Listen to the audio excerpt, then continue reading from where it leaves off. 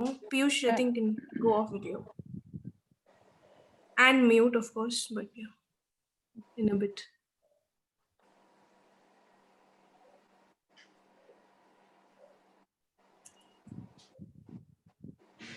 Sundari is linked with Social History Group.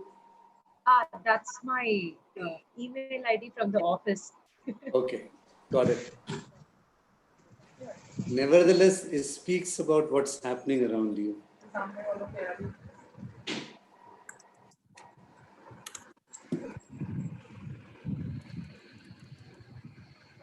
Nasima? Acha, Deepti, so Chitra has shared that YouTube link also. You can share on Instagram and Facebook. Yeah. No, ma'am. Ma'am, once.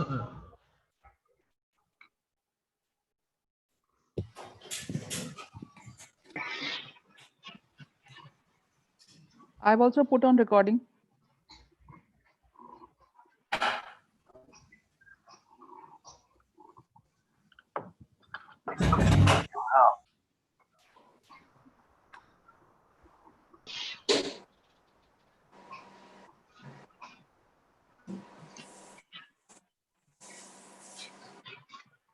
Join कर लेते कुछ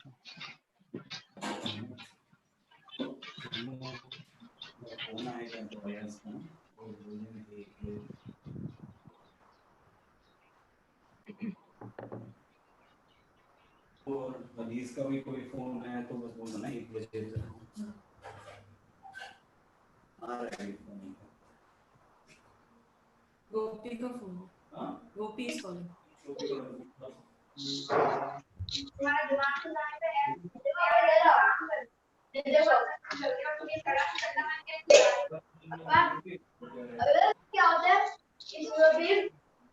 जो background में वो बोल रहा है ना, इसका मतलब ये खराब वो मैंने ऑन कर दिया तुमने फोन की चीज पे लगा के करो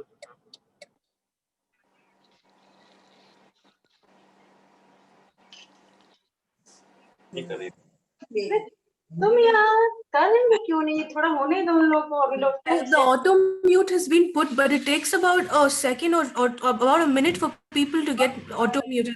As they join, there's going to be a little bit of people talking and everything, and they'll get the system will mute them in a minute after they join. That's why they.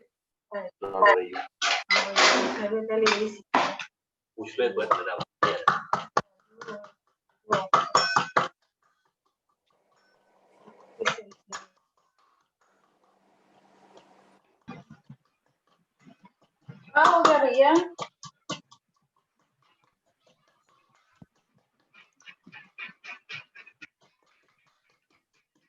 तो नाम दो ना, हर्ष तो. हाँ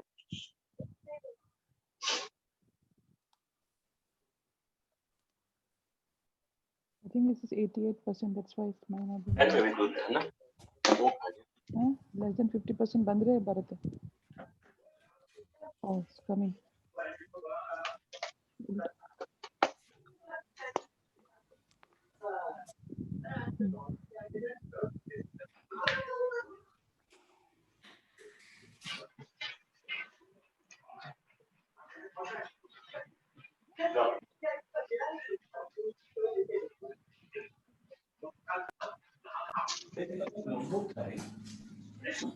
Chitra, another 1 minute, we will start.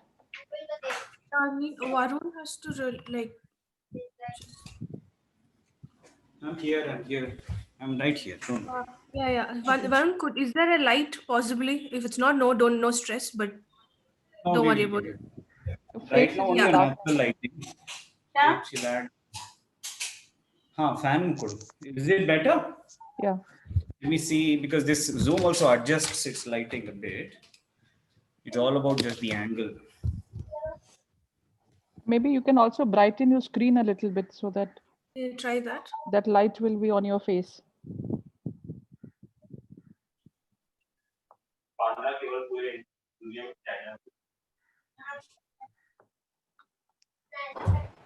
और उसको वो नहीं खाते हैं.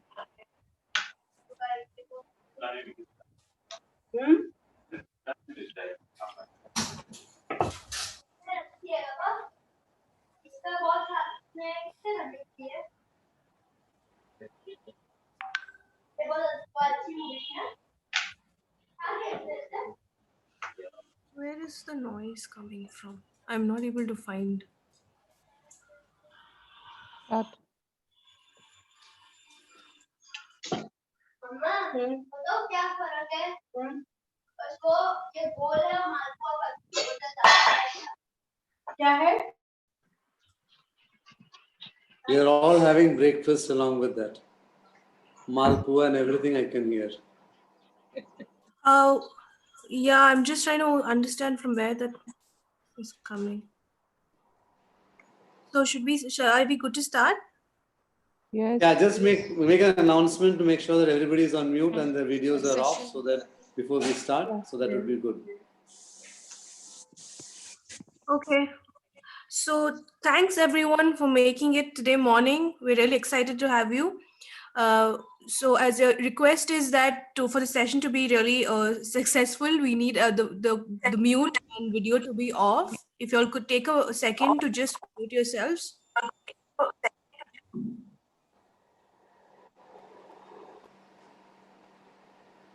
Please mute yourselves and also switch off your videos, and you all can chat with us at any given point of time. Questions would be taken in the Q&A session. Video and sound was off. I made sure I checked that before. What happened? Yeah. They would have thought, "Pata nahi kaun sa ye kya kya." Mute this. They can also mute. No? The host can. You can also mute the host. Yeah, You we can have also put it mute on auto mute, but Zoom has a In tag. in one class of mine. Hello? Yeah, it's on auto mute, but Microsoft Teams. it goes off sometimes. Can we hear, please? Yes, I can hear you. You're talking to all of us. Yeah, please could you mute yourselves? It's taking a while for me Zoom to mute each and every participant because we are crossing 128 participants. Mute all. There's an option there.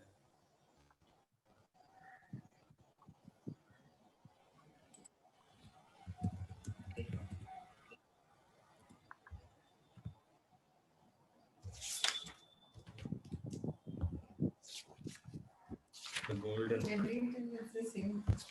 No, this one is different. No, but this is the golden book. Everything is in this. Everything.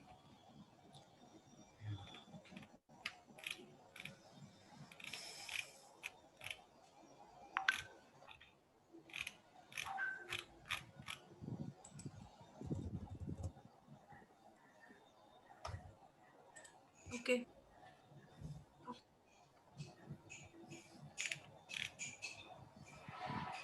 So you can start the video, please. Yes. Sorry.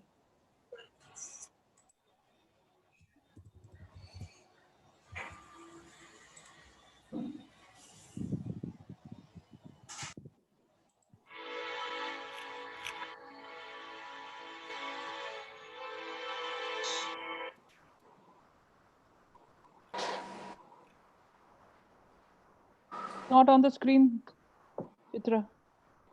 I have shared it. Just let me Yeah. let me say it Now it's- again. One second. All right, we are starting the session.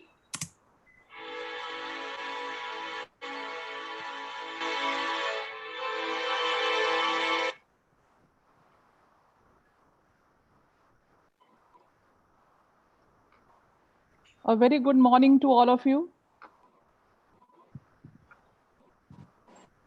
Chitra, could you put it on the speaker mode for the screen for everyone to see?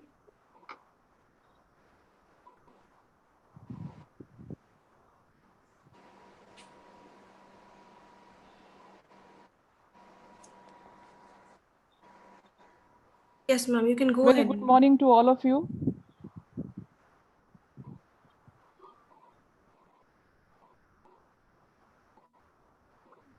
You can mute yourself, Chitra. In our previous webinar, we discussed the most basic of natural building materials, mud. and how to use it in the present day scenario. We will be talking about other materials in our forthcoming webinars. Today we bring you some of the common traditional construction techniques used for constructing, especially with natural materials, by several architects, common man, and builders of what we call as handmade architecture across the globe. Working with hands on materials gives a very deep understanding of the materials and greatly enhances the design perspectives of designers. The most important question of most of the people would be is how relevant is it in today's scenario? Is it possible to build in this way today in the age of rapid urbanization? We are here today to find out the answers to this question in our Simple Talks 13 on traditional construction techniques. Welcome to all of you once again.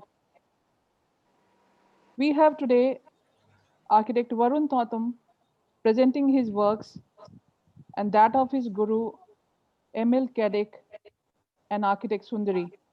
A hearty welcome to you, Varun, Sundari, and Emil, if he's listening. To moderate today's session, we have Professor Anand DK from College of Architecture, Trivandrum. He's an advisory member of CGBMT and the professor and design chair at College of Architecture, Trivandrum. He is a senior architect with a strong lineage to project management and development consulting. Having graduated from Government College of Architecture, Lucknow, he went on to lead several design studios, several large design project teams also in India and abroad. Currently, he mentors a design studio at Trivandrum. Architect Anand is a fellow of the Indian Institute of Architects and a professional member of the Royal Institution of Chartered Surveyors, UK. Welcome to the session, Anand DK, and over to you. Thank you, Neelam. It's always a pleasure to be in the webinar talks where we get an opportunity to meet some of the industry leaders and some of the industry movers who move a lot of areas of our profession. Our first speaker is architect Varun Thotham. He graduated from Indian Institute of Technology, Roorkee, in his architecture and did his master's in urban design and housing at McGill University in Canada. And then he moved on to Bangalore, where he established his studio. For him, using earth is a deeply spiritual process with no distinction between art and work and meditation and education. He looks and he loves traveling, learning, building, and teaching. He has been exploring an approach where it might be possible to abstract the essential lessons of the preserved traditional culture of the local context. His learning and synthesizing for his ways of the building in such a manner that are genuine, fresh, and sustainable in design is achieved. He believes that in this approach, he makes a unique, comfortable, and cost-effective environment that are in tune with the rhythm, shapes, process, and cycles of nature. He has won a lot of accolades and recognition. He has won the second award in the Global Architecture Design Award in 2019. He was a finalist for the Completed Buildings in Civic and Community category on the World Architecture Festival 2019. He won the Build Architecture Award last year on the Design Build firm from Bangalore. He also won the Young Designers Award in Architecture on the Indian Architect and Builder magazine. Not to mention his Maureen Anderson Prize in Architecture in Canada, the Provost Graduate Fellowship, and Louis McGill Graduate Fellowship at McGill University, his Canadian Center for Architecture, the Shadid, that he participates, and he has a lot of research and publications to his credit. After Varun's presentation and talk, he would also speak about our third speaker, Amil Kadik, because he had worked with him. Amil Kadik is a master builder, a master craftsman, and a healer from Bosnia who works in natural plasters and finishes for the last 16 years. He has conducted several workshops and projects worldwide and has more than 120 Tadalek projects in his fame. He masters all types of construction, including cob, wattle and dot, earth and lime, rammed earth, and many more traditional techniques. Currently, he's based in Mexico. To make things easy for all of us to understand, I had put forth certain queries for Varun, and Varun will put all these questions that I have put forth into a presentation which he will share as soon as I finish with my questions. Varun, some questions that I had asked was, are the modern construction and traditional constructions different in techniques, or are they similar? Can we get some sight into it? The second question we addressed to him was, is traditional construction technique adaptable in today's construction industry or in today's system of requirements? The third thing we asked him was, does it get integrated along with the finishes and the techniques which we see in the modern buildings and various kinds of buildings? And the last part that I wanted to emphasize him to do was his several years of experience of doing workshops and projects. We wanted him to come back and say that all these techniques are possible even in today's construction, and how he can build the walls, the arches, the domes, and adaptations to look like a modern building. So that's where we want to hear. So over to Varun. There we are. We'll have your sheen get squared and you can share it and we'll all listen to you patiently. Thank you very much, Anand sir. Thank you, CGPMT, for this beautiful opportunity. And I'm so excited to be in front of so many people in taking your precious time. And let me just begin by answering straight away the first question, pointing out the distinction between life and buildings in a vernacular setting as compared to the modern settings where we are currently inhabiting. So over my years, I've tried to note down these distinctions and I put them down into a golden book. As of now, the distinctions are clearly 10 in number. So I will quickly talk about these 10 distinctions. You know, the first one is that, see, predominantly life in the vernacular settings is having a lot of time for various activities. That there is tilling, there is sowing, harvesting, animal rearing, house building, cultivating, herds, I mean, working with, social life. So there is a lot of, time that is included, which means that everybody is multi-skilled and can do a lot of things at the same time. It is not a very specific and a focused education and learning that we modern beings have. They are very wholesome, and without this formal education, they are much more educated than all of us, because they have the skills, the talent, the know-how, and more importantly, the time to do everything. Right. The second point I've seen is that vernacular buildings are, predominantly low investment with a very high maintenance. It is they build it in a very short span of time with very, locally available resources.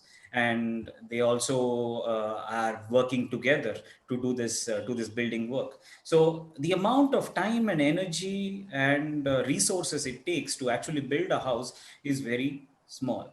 But as compared to the lifespan of the building, is extended because of its high maintenance, and they have cycles of, you know, a serious maintenance happening once in 10 years, a maintenance cycle happening every year, and there are also monthly and seasonal as well as weekly maintenance activities. Some houses, or most houses, also have a daily maintenance activities. It can be as simple as, you know, putting water in front of the main door and doing a rangoli, or doing a cow dung finish. So there is time for that maintenance, and buildings are therefore distinguished between the modern ones and the traditional ones, is that the traditional ones have a high level of maintainability. That is the term I use. Whereas the modern buildings do not have a high end of maintainability. Very clear distinction is that if you take a mud pot or a ceramic pot, the Japanese have a technique where, you know, if a pot breaks, it can be put together and still used, and the value of the broken pot is even more than the original mud pot, because they put it together with metals and gold and not. Whereas the modern building is like this plastic bottle, no? That once you have a hole in it, it just has to be disposed. It cannot be used because it does not have this term maintainability. That is the same thing with modern buildings, you know, that we have a very high investment and very little maintenance. The third point is that in this traditional vernacular setting, your community, your family, your relations, your contacts, and your connection with the environment is much more important than mere money. Whereas in the modern settings, it is all about money. Every transaction is about money. You do not have any contact with the masons, with the artisans, with the people, with the resources, with the objects. It is all a simple transaction. So this is a very important distinction that, you know, sets these both very much apart. And this mere paper transaction that our buildings have become, or the spaces have become, where everything is just a simple price tag, it makes the whole perspective, the landscape that we live in, very shallow, very materialistic, and very conditional upon gaining more money in this modern world. And as you invest in your time in gaining more money, all the others that the vernacular, other aspects that the vernacular architecture have, you know, that is the community, your relation, they take a back seat. And in fact, in modern life, we have a drive to earn more money at the cost of community, at the cost of community and relationships, at the cost of nature, and the cost of your own built environment. Point number one, two, three, four. Point number 4 is that I've seen that in vernacular buildings or in villages, people are spending most of their time in the outside, in the open, in the veranda, in the courtyard, in the patio, in the field. You know, there is more amount, the sunlight is used to the maximum extent. The day starts at 4 a.m., 3 a.m., and they utilize the early morning hours to the most extent. Whereas here, most of our time, I mean, in modern buildings is spent indoors. And because of this, there's a very clear distinction in the way we also design buildings. Of course, there are certain trades like weaving, or sometimes even pottery, that happens indoors. And they are existent in this vernacular setting. But again, the building very clearly responds to that kind of a lifestyle. So, in summary, to point number 4, that yes, we somehow have locked ourselves indoors, and we have made ourselves, you know, have very less contact or opportunities of contact with the society, with the community, or even with the family, with the environment, and all of that. So as we lock ourselves indoors, and because of the lack of the connection with all these people, life becomes very individualistic. Even the opportunity of exploring a connection has been reduced drastically as we have constantly moved indoors. Point number 5 is that in vernacular architecture around the world, when I cut a cross section of what is the function of a building, I see that it is brought down to very simple points: shelter from rain, heat, or cold, or the climate; shelter from animals and any disasters in general. There's a very minimal amount of privacy. The word privacy is a very modern concept. Witold Rybinski, in his very famous book Home, writes about how this word privacy is actually a 15th century a word itself. The word privacy did not exist before. You have also the safety of some very minimal possessions that is there in your vernacular buildings. So we had shelter, minimum privacy, and safety and storage of certain possessions. In comparison, our modern buildings is not about these basic things. It starts from status. It starts from image. So in the Maslow's triangle, our modern buildings are very much focused on the top triangle, the look and the feel of it, right? Whereas the bottommost triangle is represented in your vernacular buildings. So it is all the self-actualization needs come from these modern buildings. And it is very strange that we have walked away just from that basic needs. So when we are doing that, we unnecessarily put in more money and more effort that the building is doing a kind of a gratifying, satisfying purpose to you. And you put in more money to basically make your building look good, feel good. And that looking and feeling is also just in the mind. It is a perspective that we have wrongly invested in. I would rather say it has been marketed that way, such that you become a slave to this looking and feeling. This perspective has been fed to you over more than 2 or 3 generations now. Now, looking at point number 5 or 6, the vernacular building has a plenty of space. It is one single room, which gives you a diversity of feelings. There is a hot corner, a cold corner. I talk about this in my in the lectures that I give on bioclimatic design at universities. Compare the vernacular building as a single box, a single unit that is dark, but gives a diversity of feelings within a single space. There are not many divisions within that room. It is all a single family space in general, right? And that is why space is plentiful. There is very little furniture. And if you want a certain kind of feeling, you go towards the hot corner, towards the stove. If you want something to feel colder, you go towards water that is kept, or towards the northeastern corner. So there is a diversity of experiences created within a single space in vernacular buildings. Whereas modern buildings, we are trying to create units, diverse cubes, which give you different experiences. So we have created a cube called the kitchen, a cube called the bathroom, a cube called the bedroom, a cube called the living, dining. Each one has its own diverse conditions, and you use that only for 5 or 10, 15 minutes, and then you go somewhere else and you're all moving between these cubes. And each cube has a certain design aspect and a perspective, right?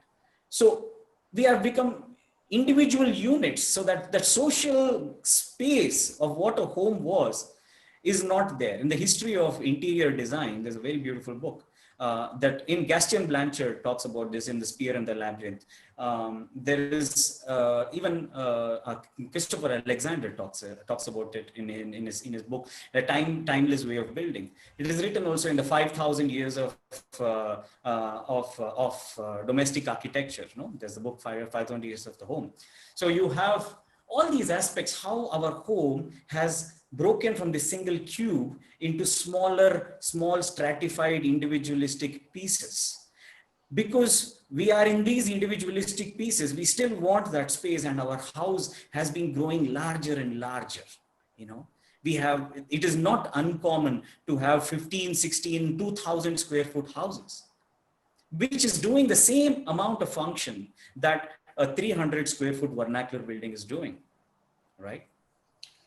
So for me, the learning comes that, we really have increased the size of the house itself 4 or 5-fold over the last 3 generations. And it has become almost impossible for the city to sustain such a life. It has become impossible for individuals to actually own or stay in a home, because we have to invest 5 or 10 times previously, which was not the case. So John Jandai talks about this, that a rat makes a hole within 2 or 3 days. A bird makes a nest within a week. And why do we human beings need a 30-year mortgage or a loan to own a home? Which is ridiculous. And how are we civilized? Is what he says. So this whole question that why have we gone this far away from the vernacular is just leading to the answer that there is a possibility of actually building cost-effective houses if we look at it from the perspective of a vernacular house and not as a modern design, which is very rarely taught in architecture colleges. In fact, standards and anthropometry and Western ideas are fed into our students all the time. Point number 6 is that space around the vernacular house is plentiful. The garden provides, the landscape provides for the food, for the water, for the fresh air.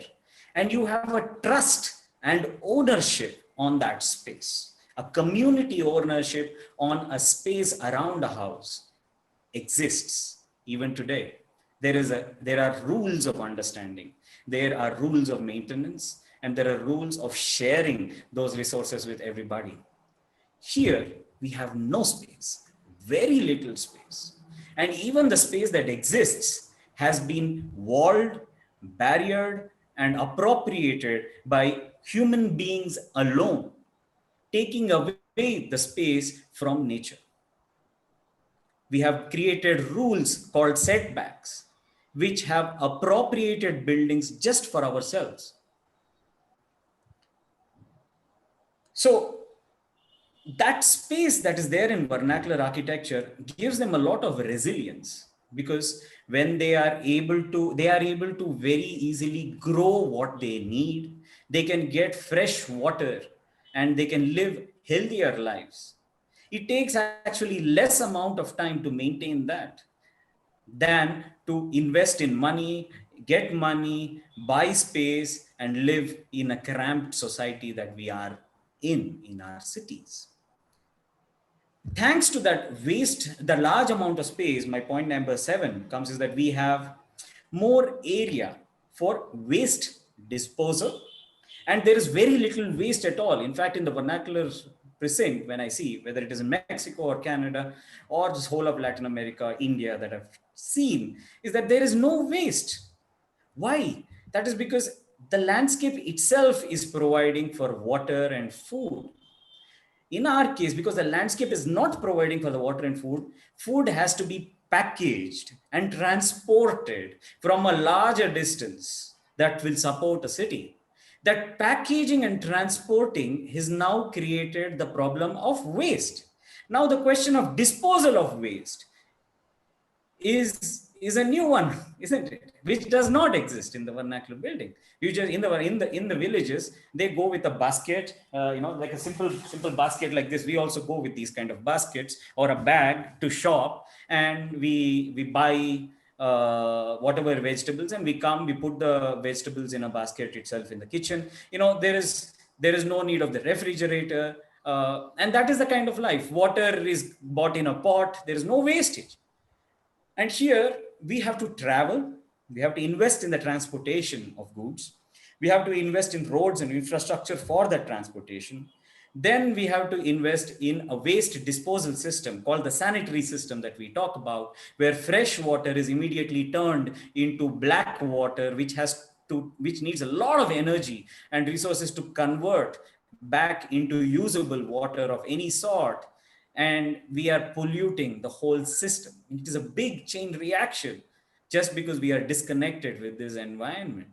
So what can we do is that, again, this is when you look from the perspective of the vernacular, something different can happen. And finally, I'm talking about 2 points. That is, there is definitely a very clear climatic response from the vernacular settings. That there is a lot of thought. Aldous Huxley said that the second best alternative to talent is tradition.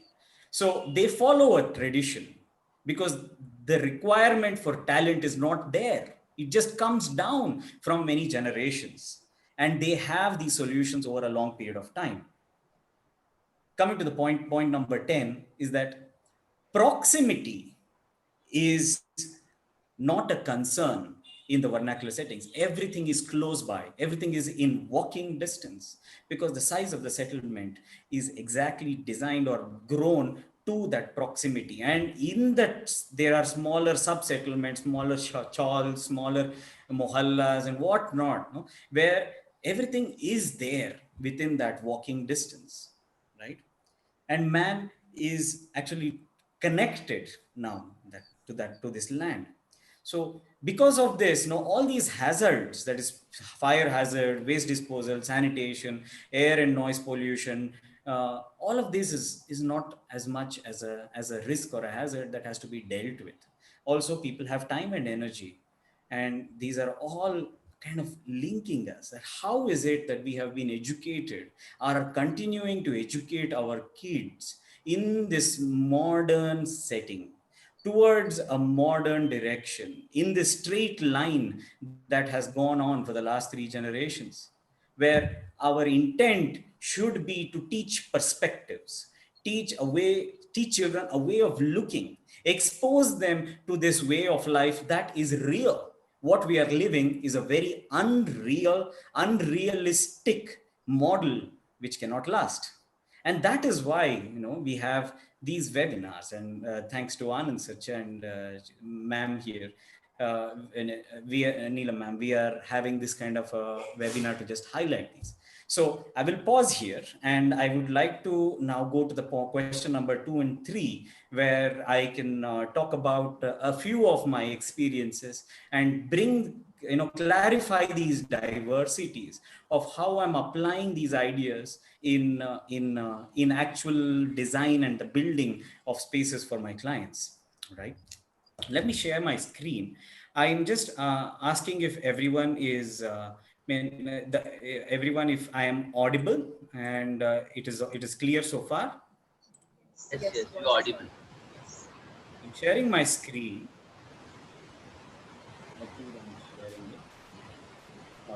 So there is a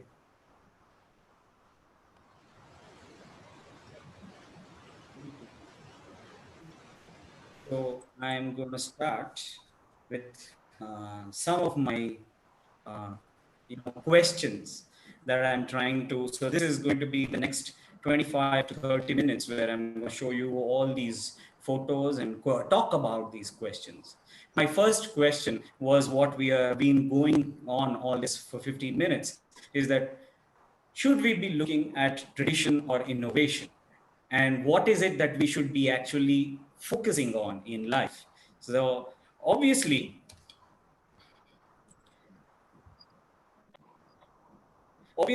I'm very closely inclined towards the idea of using tradition.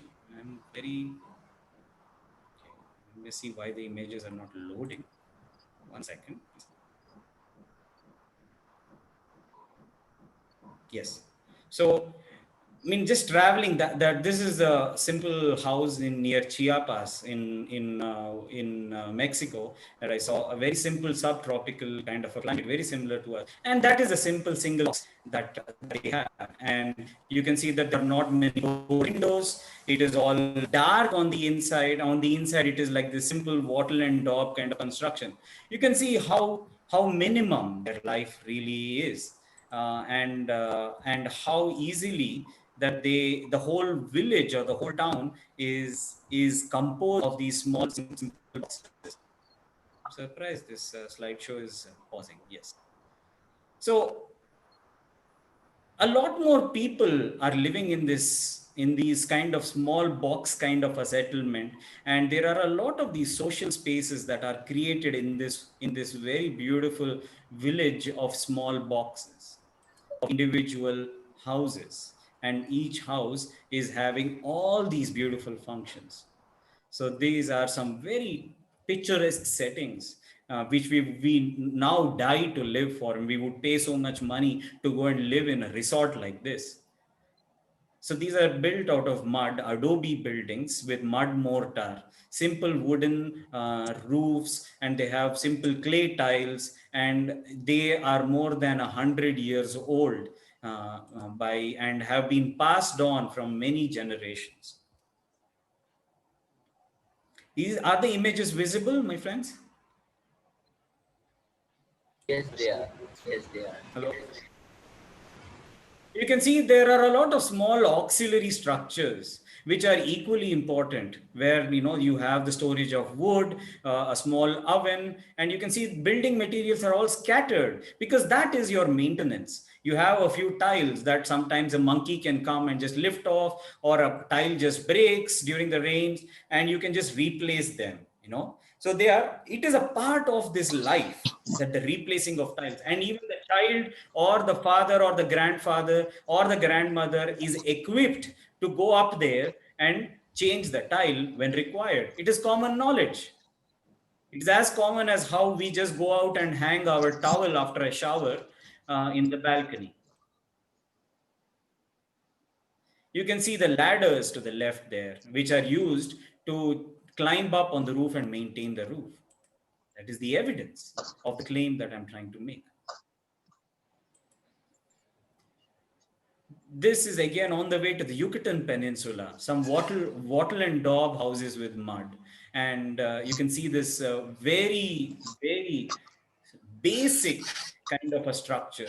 It's so beautiful that they are able to modify the structure whenever they want to. It takes very little time to extend a house, shorten a house, or even move a house. So in this, in Sierra Gorda, in Querétaro, I witnessed this idea of moving a house, where the village comes together, the village elders come together, they bless a person, they give them a new site, just because there was a flood or something has happened. A person is allowed to move their house. So the posts are all dismantled, everything is just dismantled, the roof is dismantled, everything is moved to another place, and within a few days a new house can be assembled. So it is so easy. In terms of their capital investment is almost close to zero. It is only an investment of time. Also, you can see how in these traditional buildings, they are able to modify these buildings very easily. They kind of support it, and they are able to maintain it over a very long period of time. Simple stacking of bricks, simple readjusting of boards. Sometimes they are even using the modern building materials in conjunction with these vernacular buildings. It can be as simple as using concrete PCC, whatever, a band, or an electrical, fitting with a meter board, or sometimes even a concrete floor. Isn't it? And you can see this retrofitting happening all the time in these villages. But the lifestyle largely still remains the same. It is basically changing very quickly. It is changing all across the globe, and very few pockets are actually preserved. But you do see these settings. Now to my next point very quickly is the question of, just hold with me. I'm going to skip a lot of these and go to my next question. Sorry, just a second. And the second question would be, should we talk about rational or intuitive design? Now, I've been questioning myself about the rational method of design that has been taught to us, right? And I kind of felt that is not for buildings that I can freely connect to. That that creativity that I had a child, just a second, I have to mute myself. A second, please hold.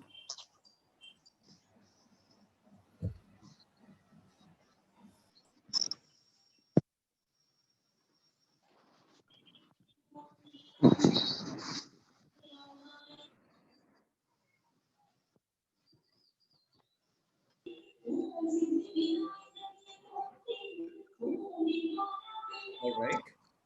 Sorry for that. So we were very creative as children, and we drew houses the way we wanted to. We drew landscapes the way we wanted to. And our whole education system has brought us into a very rational, controlled way where we are using the head and not the heart in designing. And in vernacular buildings, I've seen that the women, the children are still involved in the drawing, in the painting, and the maintaining of the houses. And the hand goes well with the mud and lime and stone, and they are able to create forms.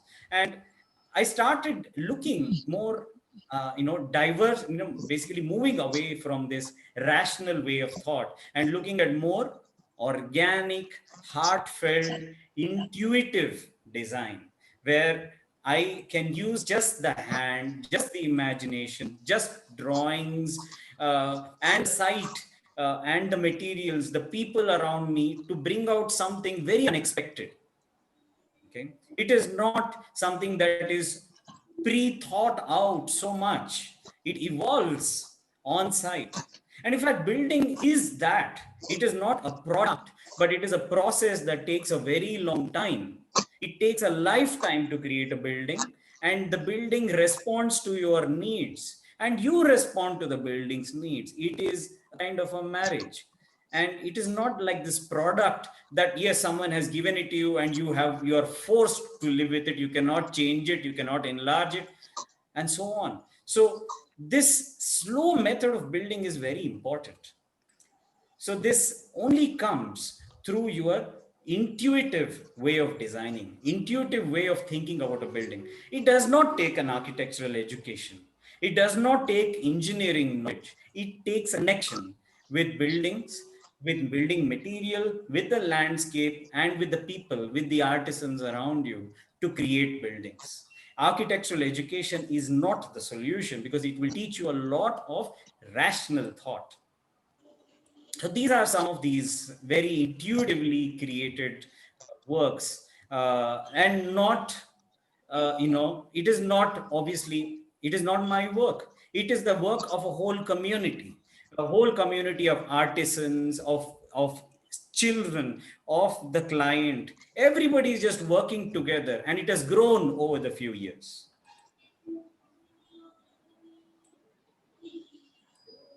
The eco-san toilets, ecological sanitation, use of waste. And this is the intuitiveness that I am talking about. It is, so I don't want to do innovation technologically. There is an innovation that can happen through intuition. And that is what we should be focusing our thoughts, our education on, if we are indeed trying to create innovative or new buildings, right? Now, one example is with students, we just did a small exercise where we would try to create a simple grain silo. And the objective was to build within 3 days a small grain silo with only what was available in a landscape around the site. So all the students, we bought the rocks, we bought some mud, and we put together this very basic stone and mud wall. And then we slowly started looking at logs, cut the logs. We found some adobe blocks from a demolished building. We brought them in and we created this grain silo within 3 days. So it just goes to prove how vernacular, and to try with these modern students, what is it that our human hands can just do, and what is the power of it? That if we are living in a landscape within 3 days with almost zero money, living in a place, we are able to create this structure. Cuckoo School, done in 2014, was very similar to this idea, where, in the process of building, we created a family. because we shared the food, we shared the water, we shared the space. It was a lot of love that went into this making of building. Here's some, again, intuitive work with natural plasters in Canada, where we are just using, even in a very cold climate, straw bale and mud. You know, there is sometimes the use of a modern, element within this. For example, in Mexico, this this is a laterite quarry in Mexico, where we use this these laterite blocks, cut them, and we created a very interesting kind of a building which is an assembly of these laterite blocks. And I saw them in the vernacular buildings, how they've used so many different types of bricks from other buildings, mortar from somewhere, laterite and stone, and the wall is a combination of all of it, because they just built with what was available. Then a modern building came in out of this design, where we tried and did something with this cut laterite blocks. And it is, this is the use of the same with, a reinterpretation, where I'm trying to use that rusticness of that of that laterite to create this kind of laterite. Is basically some kind of a stone, a soft stone which hardens over time. You see, so this is the building that was created in Mexico. Again, here in a house here in Bangalore, this is Siddhapa's residence. We used the mud from a site close by, and we created blocks on the site, and by just drying the mud.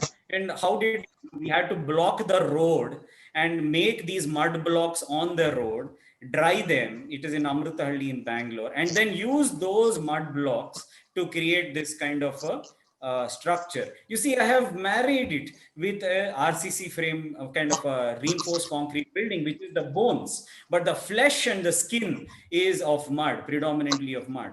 So there are restrictions in an urban setting to create a building like this, but this is the residence today, right? And these are the spaces inside. This is a photo by Akila Venkat, a very nice photographer that I'm very thankful to. These are the landscape spaces. This is Professor Siddhapa in his house, modern house today. Okay. There are issues. There are a lot of problems, waterproofing problems that we've been trying to solve, and I can get to them in my questions. All right. Again, in Mexico, this project where we created a courtyard house with some water, and tried to create this sense of a single enclosure again, by just creating very few intermediate walls, and create a very large kind of interconnected space was the central idea. The use of lime, the use of oxides, that's an oxide flow that we have Sundari talking about. This is lime oxides on the walls. And there is a very soft handmade touch to this kind of a modern building. My own parents' house was built out of rammed earth. And in 2008, these are the rammed earth walls that we used again as infill walls in a concrete frame building. This is my parents' house. Krishna's residence, the DCP Prabhakar, his house was also built with rammed earth and stone in this way. Very rudimentary methods. Use of a door frame to compact earth and create these walls, and those walls become this space like this, which is again a single enclosure. All these points that I'm trying to talk about, try to create more openness, unifiedness in a single space, create more, less stratified, spaces where everything is actually interconnected. Okay. Now, my third question: should we be building plastic or non-plastic? And I would say that it is better. What I mean by plastic or non-plastic, it is not this plastic that I'm talking about, the plastic arts. A plastic object is something that is moldable, that is malleable, that you can just very easily modify with your own body or with a very few tools. A non-plastic element is usually very rigid and hard, which cannot be easily modified. So the difference between plastic and non-plastic is that with the plastic elements, that is mud, you are able to very easily create objects at a very low cost. It requires very little skill.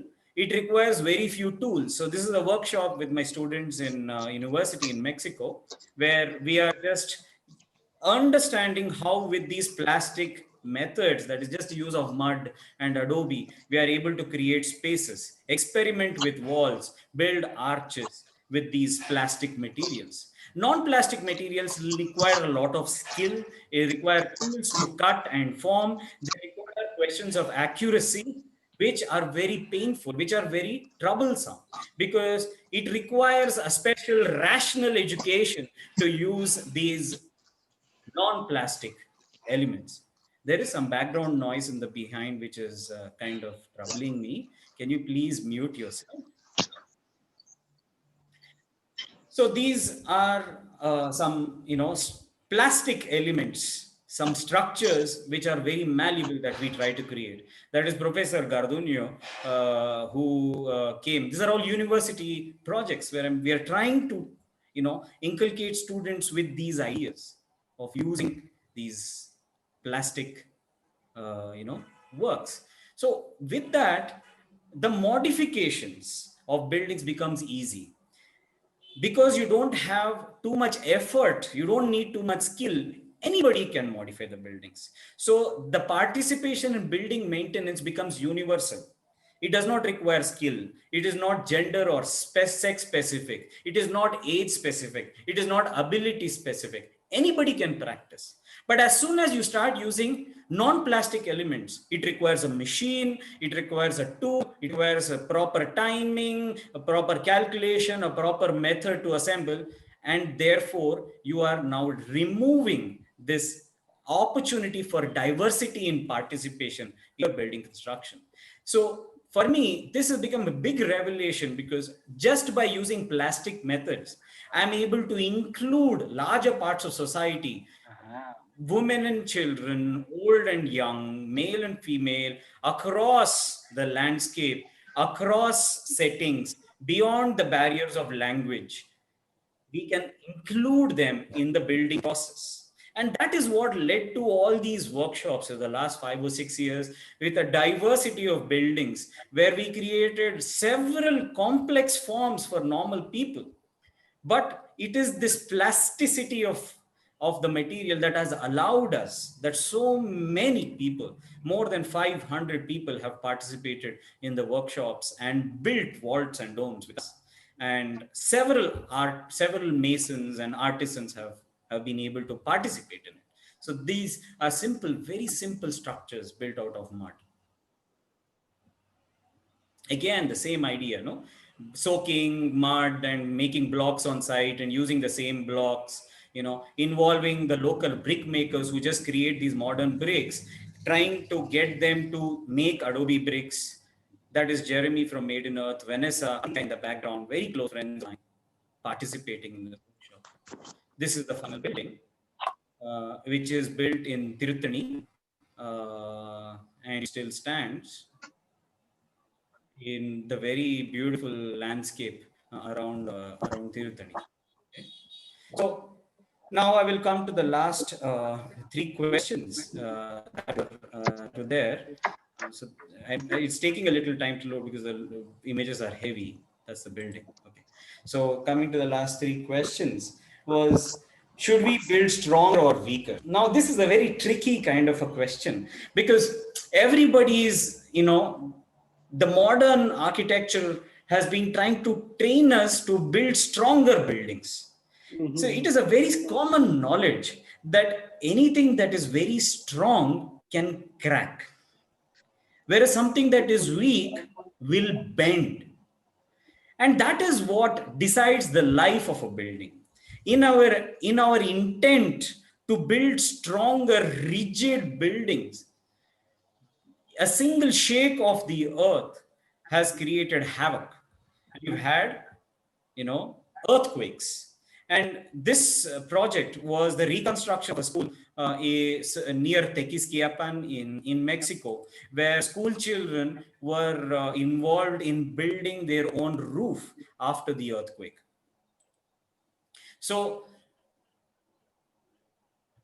what we try to do is that, because in this earthquake prone region, which is a very reality, for example, you look at Japanese architecture, they make things that are very flexible, that are very movable.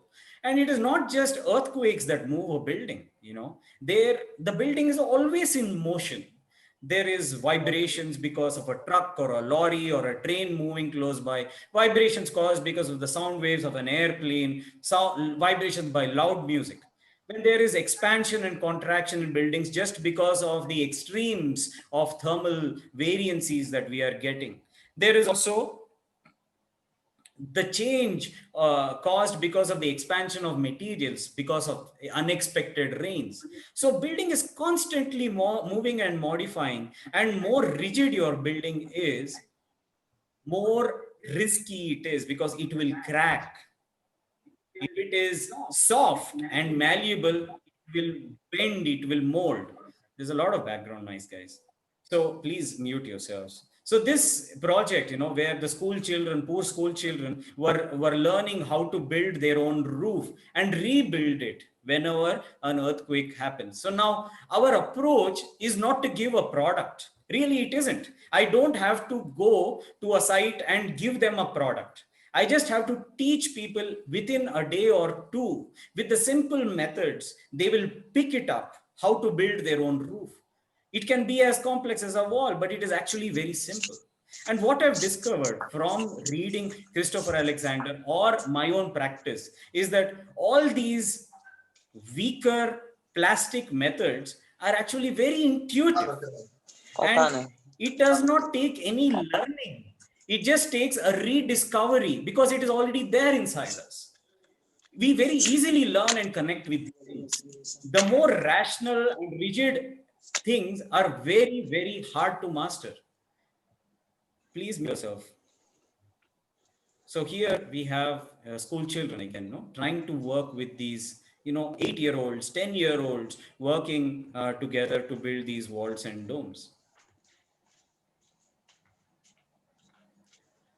Again, very quickly bringing buildings up at a pace just with mud and stone.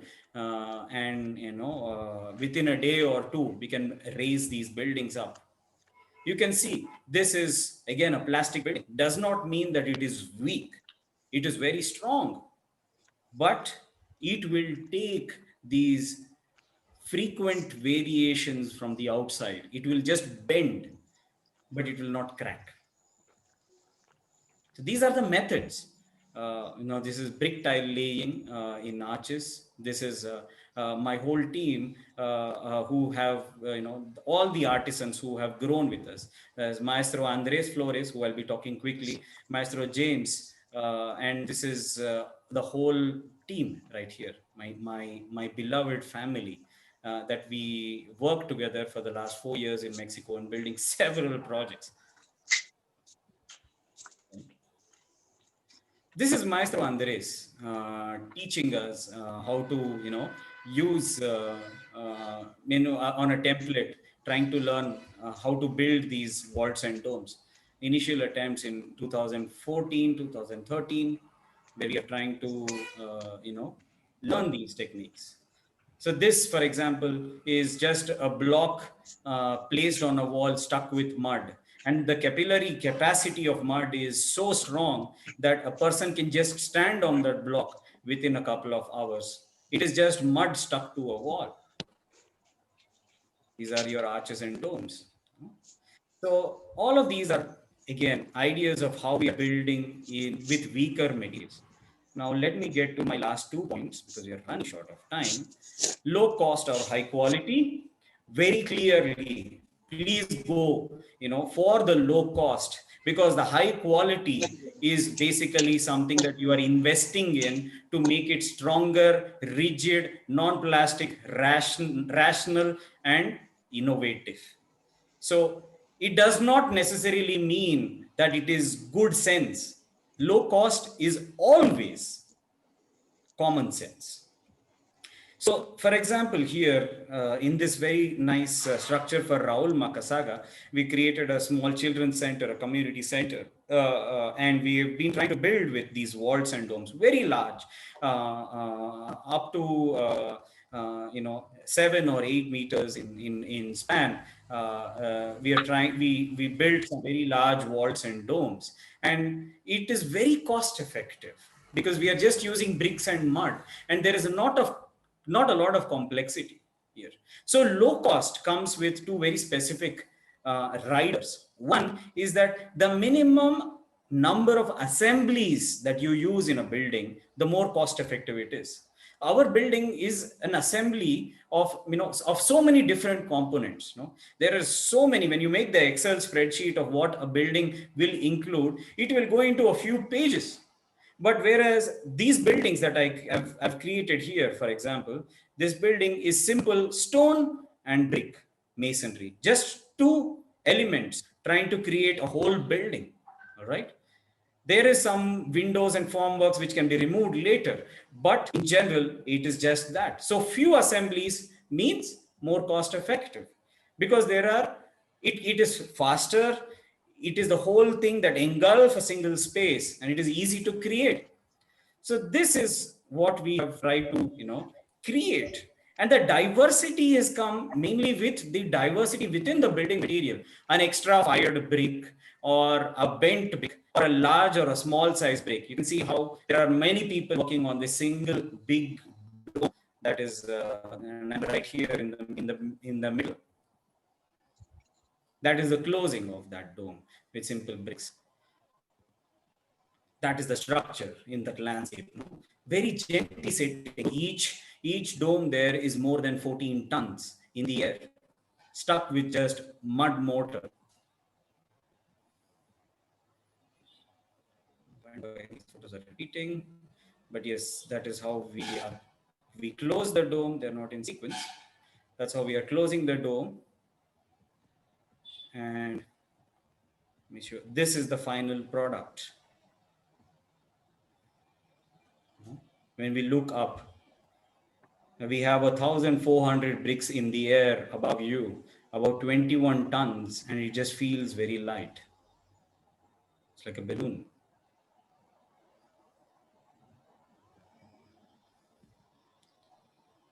Yes, this is low-cost architecture. Very low-cost. Because you have used minimum number of assemblies, because it is intuition that is creating this. Very few materials. Now, that's the building from the outside. Okay. Now coming to community or the individual.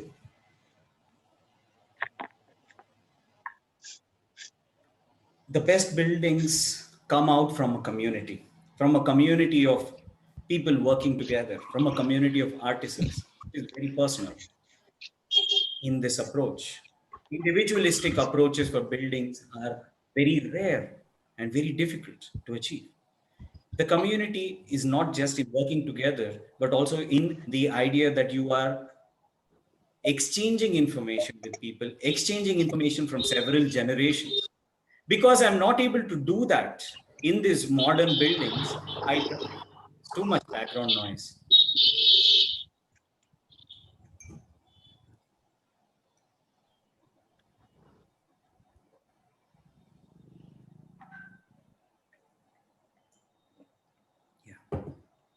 So because I'm not able to do that in these modern settings, we have made the whole process of building itself as an integration of people through workshops, that people can sign up for a volunteering opportunity or for a building opportunity, and we can spend a few days together to achieve something.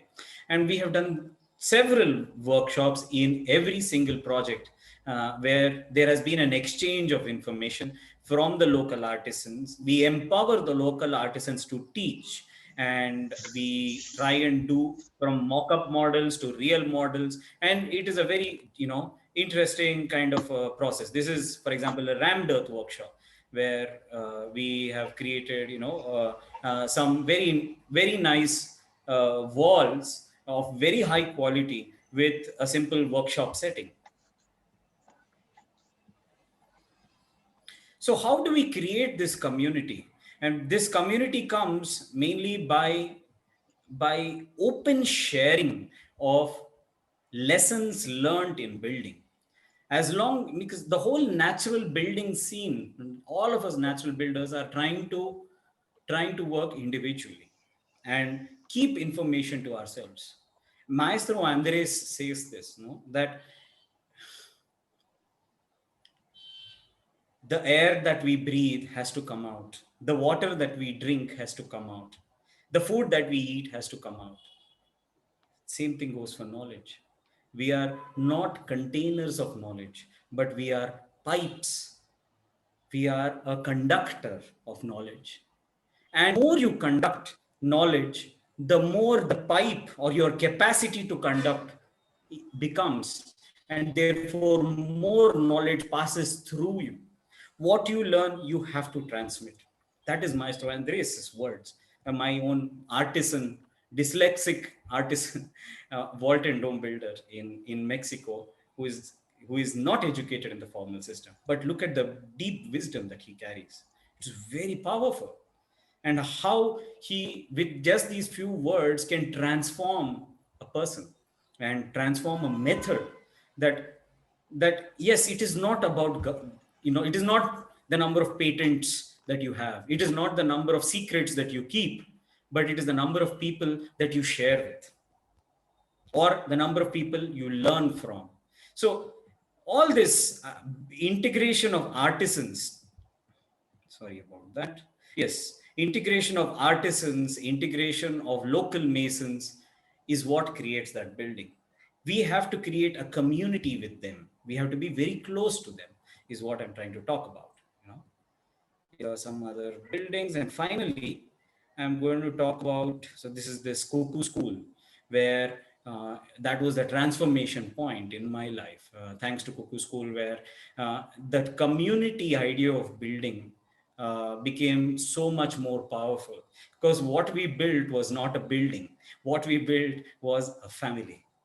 And it is very beautiful to imagine that the process of building itself is more valuable because we are creating a family in the process, isn't it?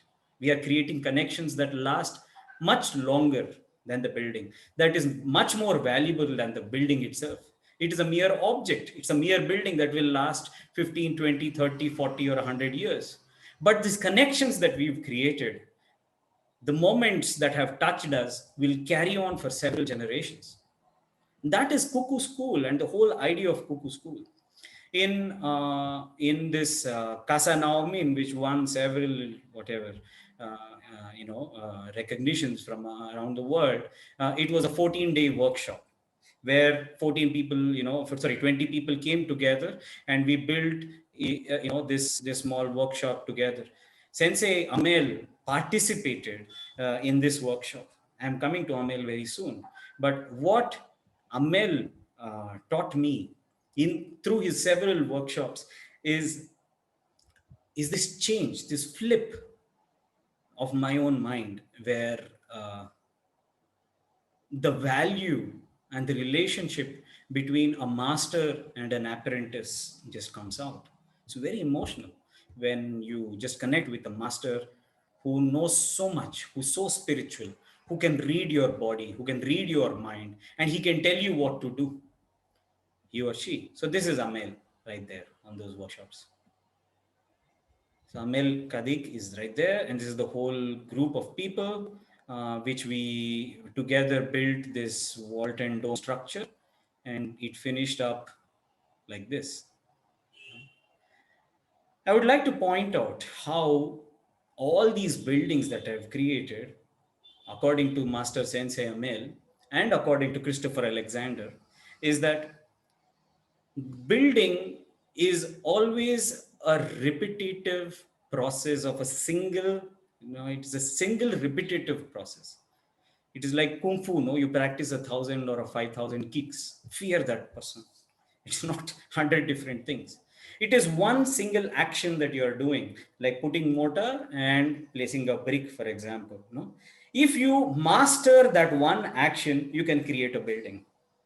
So it is about just practicing one single action. A single repetitive action, according to Christopher Alexander, it is very precise, but cannot be clearly defined. You will read the book to understand this idea. So this is Kasamin, how it is, the whole idea is just like how a ant hill builds an ant hill, bringing a single piece of sand again and again and again and sticks it, or how a dove bird builds its nest. You know how, for example, the oven bird builds its nest. It's a few twigs and mud, go fly, do a single action and bring and assemble it. Or how a bear digs its burrow. You know, it is a single kind of an action. How a woodpecker pecks into the single action. It is a single action to create this kind of a building. And it's very powerful idea, right? This is Casa now mean. Finally, I think I have exceeded my time, but I'm just going to finally come to this idea of intern or apprentice. So this whole idea of being, I started myself as an, please mute yourselves. Doggy. Kochi. Doggy. I think. Please mute yourselves.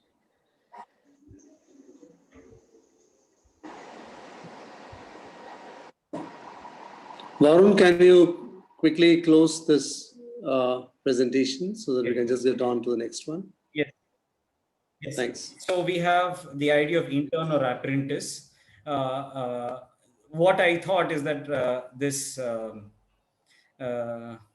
getting in this architectural internship kind of a mode, and being an architectural intern was not working for me at all. And over the years, I just understood that it is better to just be an apprentice to craftsmen and to masters around the world. And this is what created this whole idea of handmade architecture and bringing the masters together and working with masters. So I would like to introduce my sensei Amel's work, and play a video about him. So we will look at Sensei's work. 1 second, pardon. Vinod, sorry, Varun, is it possible that we do the technique of the flooring and then come back and look at Amel so that we have some continuity on the building thing? Yeah, okay. That would be nice. So you can stop share and then I will just introduce Sundari into it. All right. Thank you. Thank you. So that was a great presentation where you saw a journey and a great engagement of traditional architecture. We're getting into life and how we're getting involved and doing things. Now, I'm going to introduce our next speaker, Tripura Sundari Sevel. I don't even know whether I'm pronouncing it right, but I'll take the advantage of being a moderator and pronouncing it in that manner. She's called TS by her friends, and I call her Sundari. She is an architect, planner, graduated from SRM University. She followed it up at Birmingham University in the UK, and she completed her master's degree in urban and regional planning in France. And she worked on a project with Ministry of Culture with a focus on social and economic development and returned to India back in 2011. She is a storyteller, but an educator too. She runs an architectural consultancy called Studio Conclave and a social initiative called Nammu Veedu, Nammu Ooru, Nammu Kadai. Kadai, I think it should be. She curates stories on social issues, documents, and uses traditional techniques in her projects, and works as consultants for NGOs and various, and she's a material restorer, conservator, and closely working with underprivileged people. Chennai calls her an architect who revived the traditional red oxide flooring. It was quite exciting because I always go back and remember my grandparents' places and the old traditions where we saw a lot of flooring which is only red oxide. And traditionally, they never went back and said that this flooring is not good. In fact, they enjoyed, and we also probably slept on it. I can recollect those days or two. But I think the Sundari will bring a lot of her responses on these red oxide flooring and the techniques that has emerged even today, which continues to be existing, and now she has done it. Primarily, I had asked 2-3 questions, and she will answer that in her slides. And Sundari, we want it to be a little soon, so it could be quick one. Definitely. So I have Basically, like yes, 15 I will. minutes. Is that good? 12 is what I would like to. Perfect. Red Yeah. oxide flooring On has the been clock, vanishing. Yeah, red oxide has been floor has been vanishing from our homes, and now we see a comeback, and soon we see it in your projects. What made you to do that was my first question. Maybe you can answer all that on your slide, so that would be a wiser way. We can save some time so that everybody is really glued on your stuff. What techniques do you adopt to ensure the right kind of finish, and the quick 3 points that make it more make it that you should take care for its construction? The matte versus shine finishes, lime versus cement base and colors, etc. We should also talk about some quick things that you have done. We also have one fear that this is very much artisan based. Do you think that sometime we will lose these artisans and this has to become a manufacturing commodity? Is something which I always wonder and keep it. So over to you, Sundari. You can just share the screen and probably run your story as much as we enjoy the whole thing. Okay? Definitely, yes. Thank you. Can you all see my screen? Yes. Still opening up. Is it visible? I'll start when it is visible. Okay. Yes. Thank you all for being patient, and thank you all for this opportunity. Thank you, CMGBT, for this opportunity, and thanks, Varun. That was a prelude to the many things which we talk about traditional buildings. You gave a very nice brief about what are the different things. So, to answer the first part of the questions, generally when people say you revived the technique, or when they say you kind of brought back the technique, all I would say is no, that was not the case at all. What we tried to do was to work with the artisans and to form a collective so that the product, or like in the commercial terms, they call a product, right? So a product, how to make it reach to the new set of audiences and why it went out of practice. So talking about the comeback, the first part of the question, the major reason it went out of practice was, first one, they felt the color. It was, even though oxides can be done in multiple colors, most of the time we associate it with red oxide. So they always say red, black. So that monotony of color, am I audible? Yeah. If you could, increase your volume a little bit, it'll be better, Sundari. And Now also, is it fine? Yeah, now is it fine? I think it's slightly better. Yeah. Yeah. Okay. If this is fine, I can continue. Yeah. So why did it went out of practice, or why was it? So there is this whole cycle. So 70s and 80s, 1970s and 80s, when a lot of mission-made tiles, or the entire set of commercialization, industrialization, the whole cycle which affected so many other handmade industries, or handloom industries, or artisan-based industries. Same way, traditional techniques also went through that cycle of, because you can go to a shop and pick up a tile, but you can't go to a shop to pick up your traditional technique of how this is to be done, or what is the color, or what is the frame. There is no color palette and all this. So that was one point. Second one, people wanted it very quick.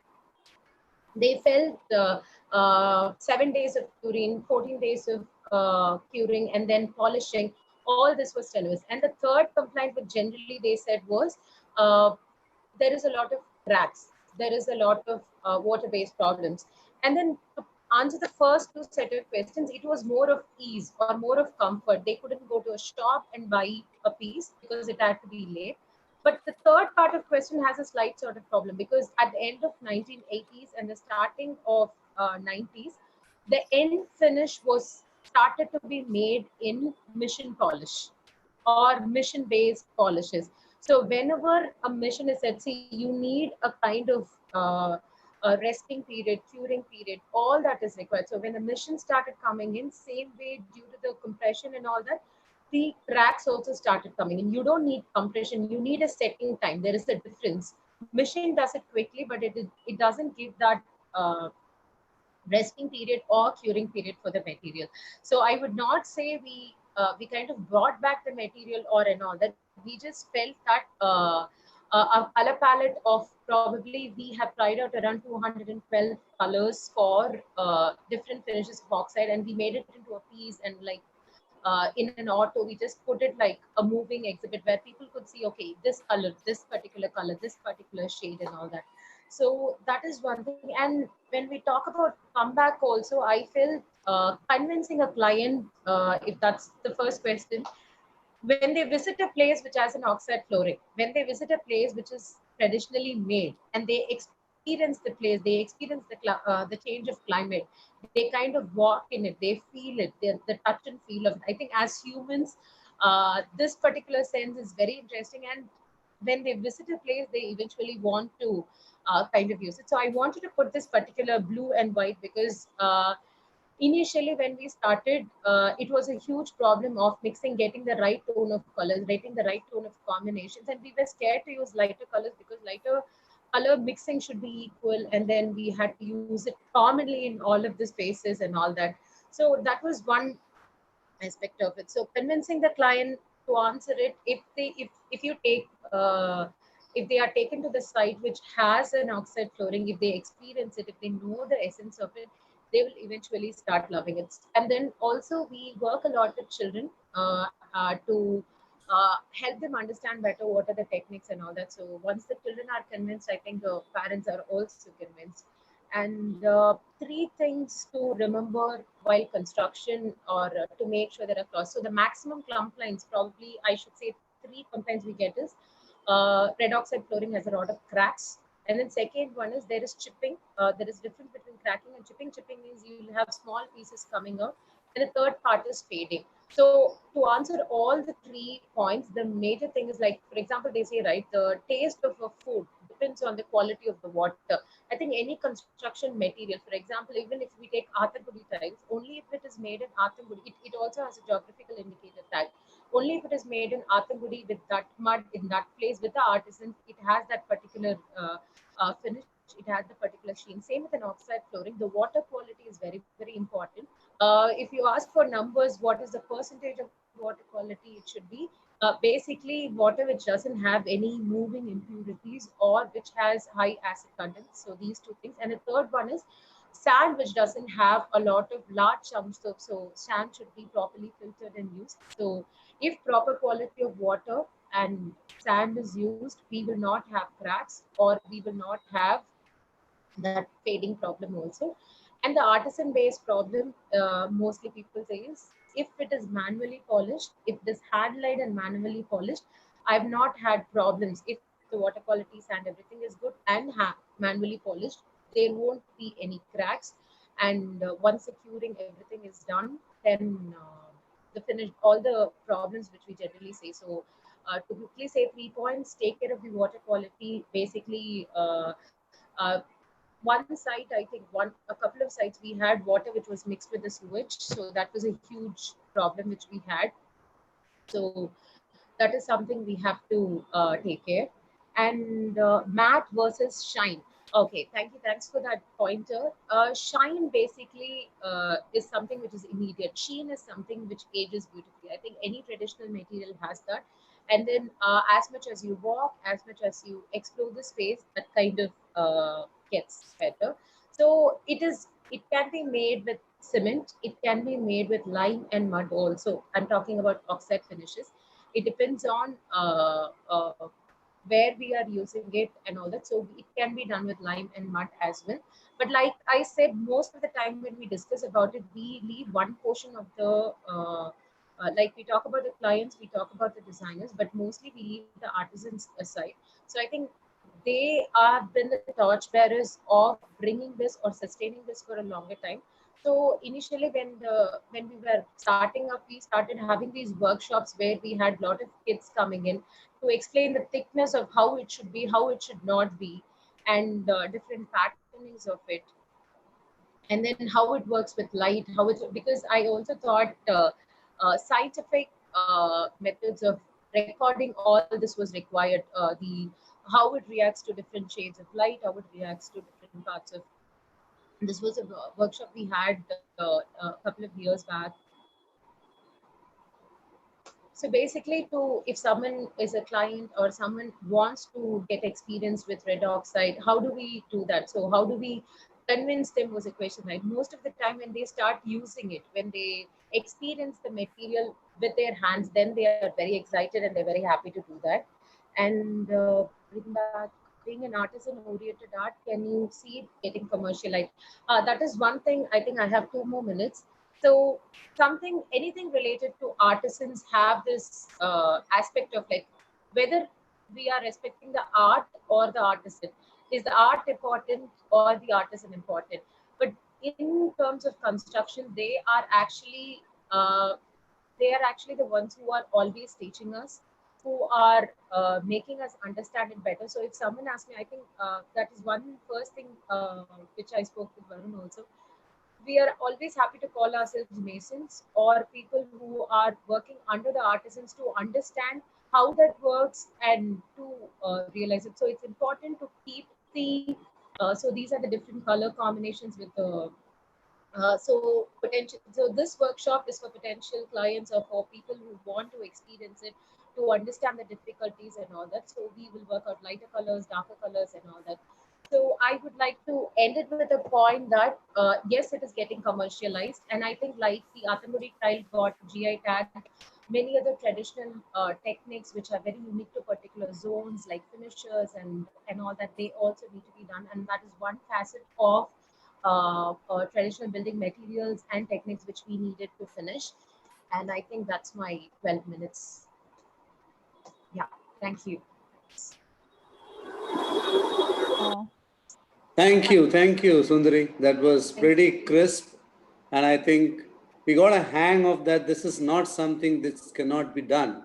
It's something which can be done. It's something which can be achieved, and it's certainly that comes. I know there are a lot of questions that has come back for us on the flooring techniques and the finish component, and there have been a lot of questions that has come on the presentations regarding regarding what Varun has explained. Although we are still due to see Amal's video, I'm just looking at the time, and I'm seeing that I'm past my time of the schedule.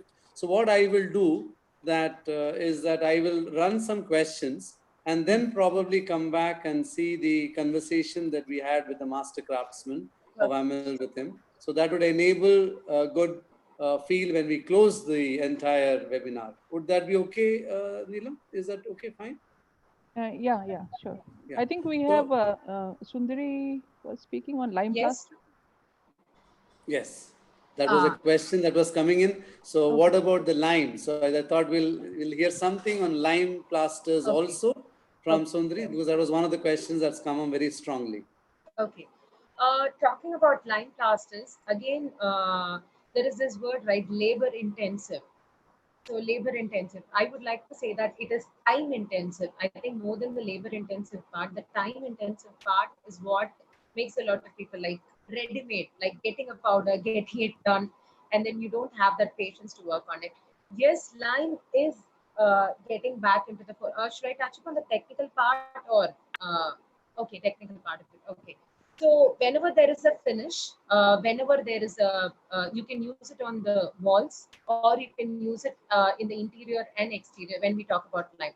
So generally when there is a notion that, okay, you need a particular set of skill set, you need a particular set of, how do I say, expertise to understand whether this particular material is good for this particular location, this geography and all that. So whenever we talk about traditional materials or technique, it is important to talk about context.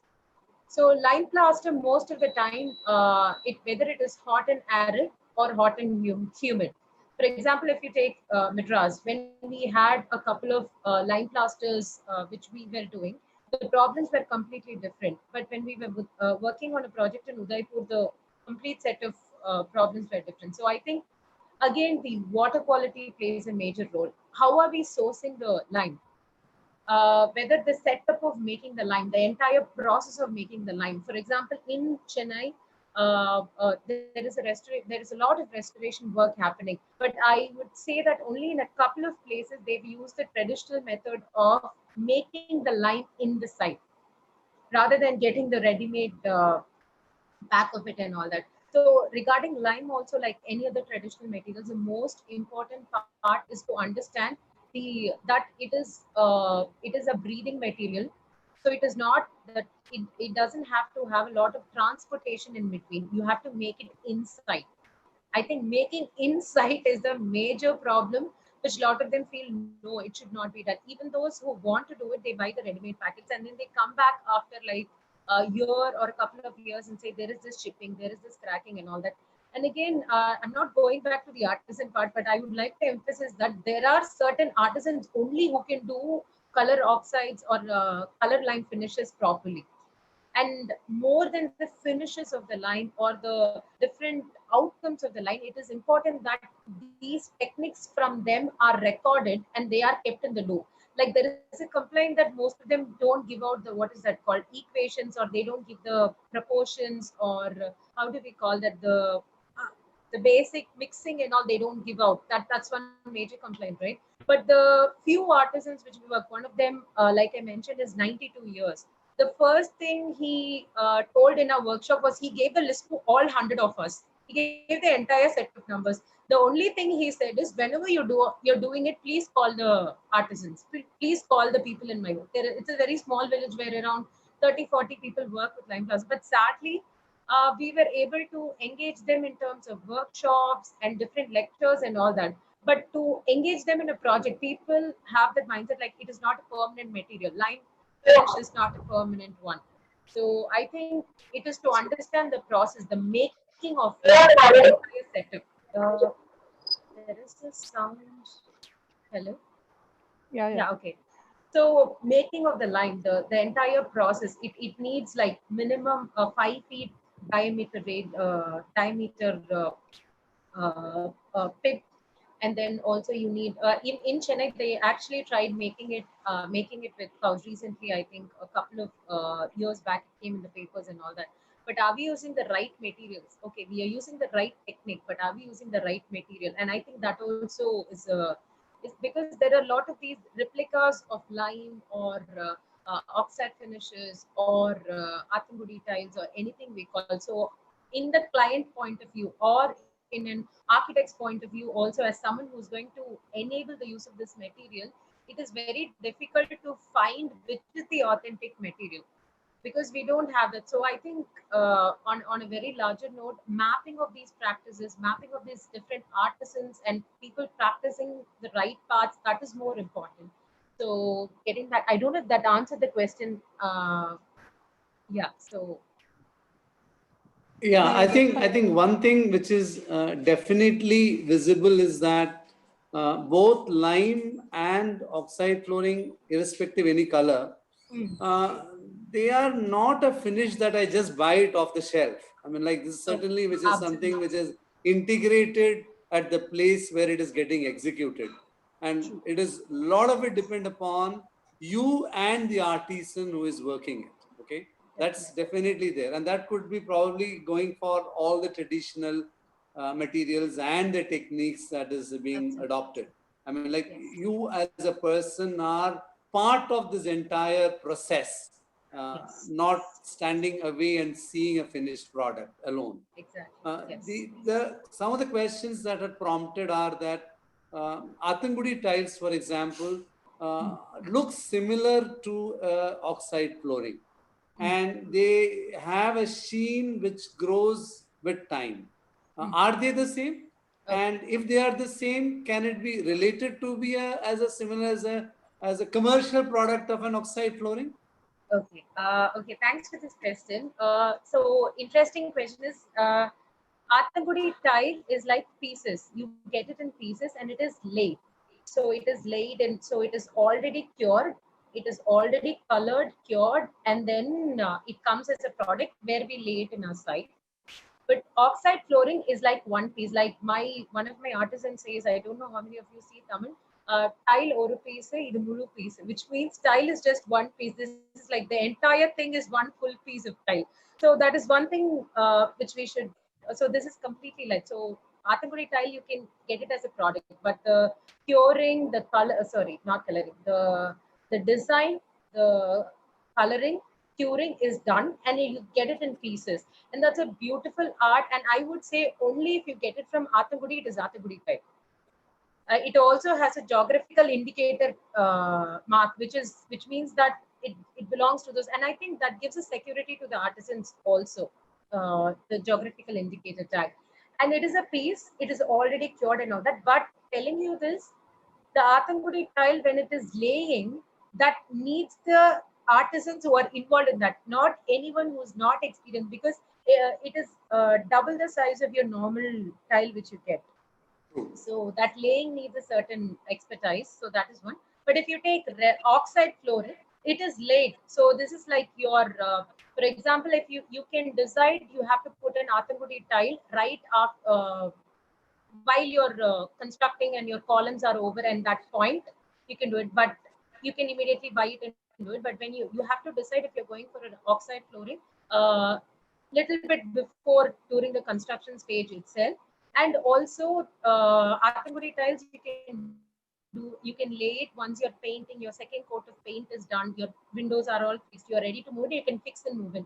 But red oxide, due to the thickness and laying, timing period, curing and all that, you have to finish it after your first coat of paint, and then you do that, then you fix your doors and windows because the levels are important and all that. So I think those two are two individual beautiful aspects, beautiful techniques. Here it is pre-done. The artisan process is pre-done and you get it like a piece and you need an expertise to fix it. Oxide is like you fix it with the artisans. I mean, you lay it with, this is more of fixing, this is more of laying. And this comes like a piece. And I think if someone looks at how, and also the connection between these two is the colors, the combination of colors and patterns and all that. Most of the time, if you look at pre-1970s, we can see only plain oxide floorings with color borders. But Athangudi tiles, you can see even a grill pattern being replicated. You can see faces, you can see hands, you can see. I've also seen something with a handprint of artisan. And stenciling is widely used there. Of course, we can use stenciling for oxide also. But this is fixing. The artisan process is done before. Here, it is done on site. So that's the difference. Both are two important traditional techniques. Athangudi is Athangudi only when you get it there. Red oxide is doesn't have its own.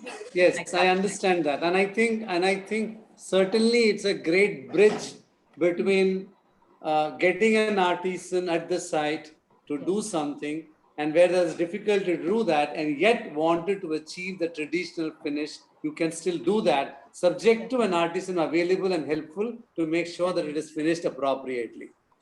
That was one thing. The second question, which was also related to the flooring, which came up, is that today people are talking about moving away from the modern finished stones and shifting to Athangudi tiles for health, not Athangudi tiles, the oxide flooring on the health benefits. Although it's not the right forum for an answer, just take a line to it. Do you see that as a relevance statement? We get a lot of inquiries like that. People who have, I don't know if I'm giving the correct medical, arthritis, knee pain and all that, and also people who have flat foot.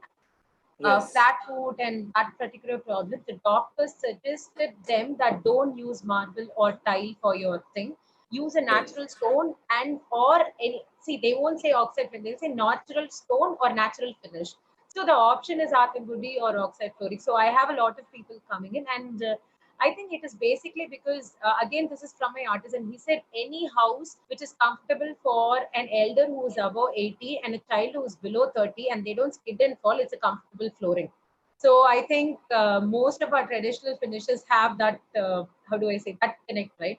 So I don't know if that was the part. And I saw this question of, can it be used on the walls? Yes, it can be used on the walls also, the color finishes, but mostly it is it's a flooring you should feel with your legs. So that is there. Of course, you can do it on the wall for climatic control and all that, but it is more beautiful in the walls. More there was another question. The purpose more. There was another question question, Sundari, that you did tell that you can use two colors in one floor, and obviously it has to be laid separately. So when there are two colors being laid in one room or a border being created of a different color, do you put a spacer in between? Can I show an image to make it clear? Is that okay? Yeah, sure. If just that image. This is like, okay, this is one color. So can you see this is like a floor Yes. stenciling? Okay. I don't know if that is the right term, but we use that term in my office, floor stenciling. So that part, you do it part by part and then you finish it. See, that's why I said the artisan's thought process is important. They should know where to start, where to finish, where the first part is to be done, which color is to be done, because it is like also dyeing of clothes, right? Whether you do the white first, whether you do the blue first and all that. So that can be done. Sometimes glass can be used or coir coir threads can be used too. I don't personally prefer using brass. Brass is also being used as spacers, but I don't think that works because it reacts with water, and then there is some kind of rust which is happening, and then there was a place where I saw someone using brass widely in the corner. It kind of see, the basic essence of any two material or any two elements naturally is for them to cohesively stick. It is to cohesively work together. So brass kind of breaks that. Glass works, and also sometimes the coir threads works, and sometimes the, I don't know if, the English name for this, those play things, you know, the goalie balls, the small glass balls. They play on the streets, the small goalie glass balls. Kancha. Kancha. Yes, Kancha. Marbles. Thank you, ma'am. Yes. So sometimes those are used as space breakers too. We may think that they just used it for aesthetics, but when they know that the span is too much, they use that as spaces also. So yeah, that can be used. Okay, good. That was nice. Thank you, Sundari, for the presentation and the responses. For Varun, there were two questions, although there were many, but I think I'll specify on those two. Varun, you are there? Yes. Yes. There was one question which was there, that most of the projects that you had shown are or just one floor or 2 floors or 2.5 floors.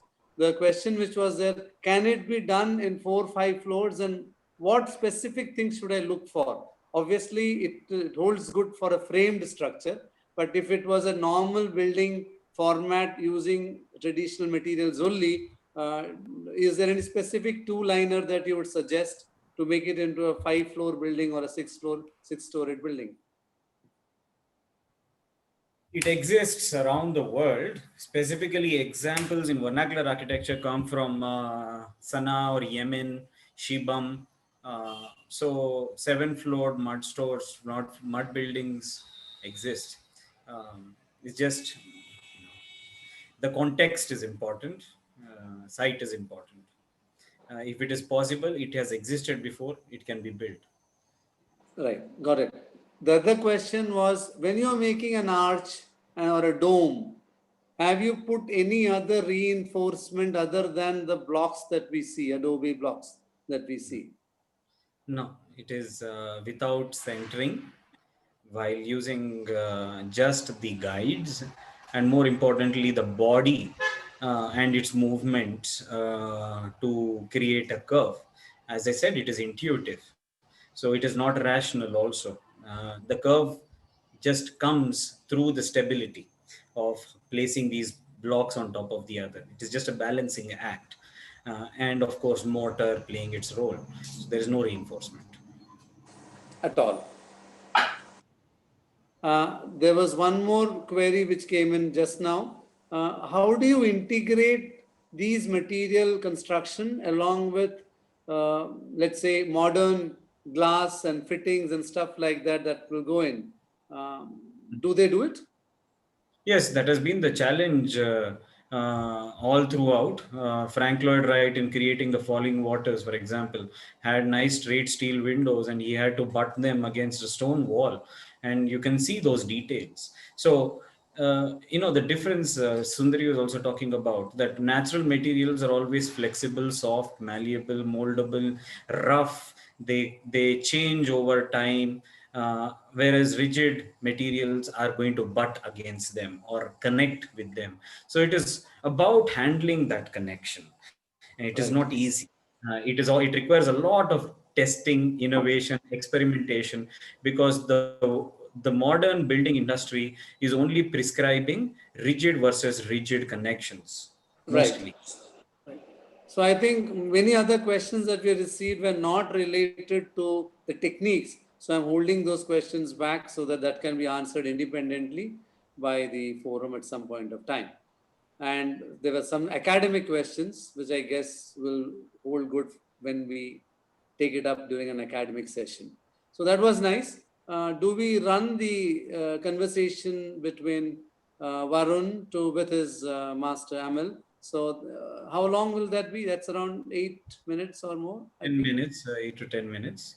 Yeah, I think we can see that and then probably we'll wrap up the entire session. Will that be good, Neelam? That is, Yeah, that, yeah, fine. Yeah, okay. very Okay. So quickly, we can do a quick one.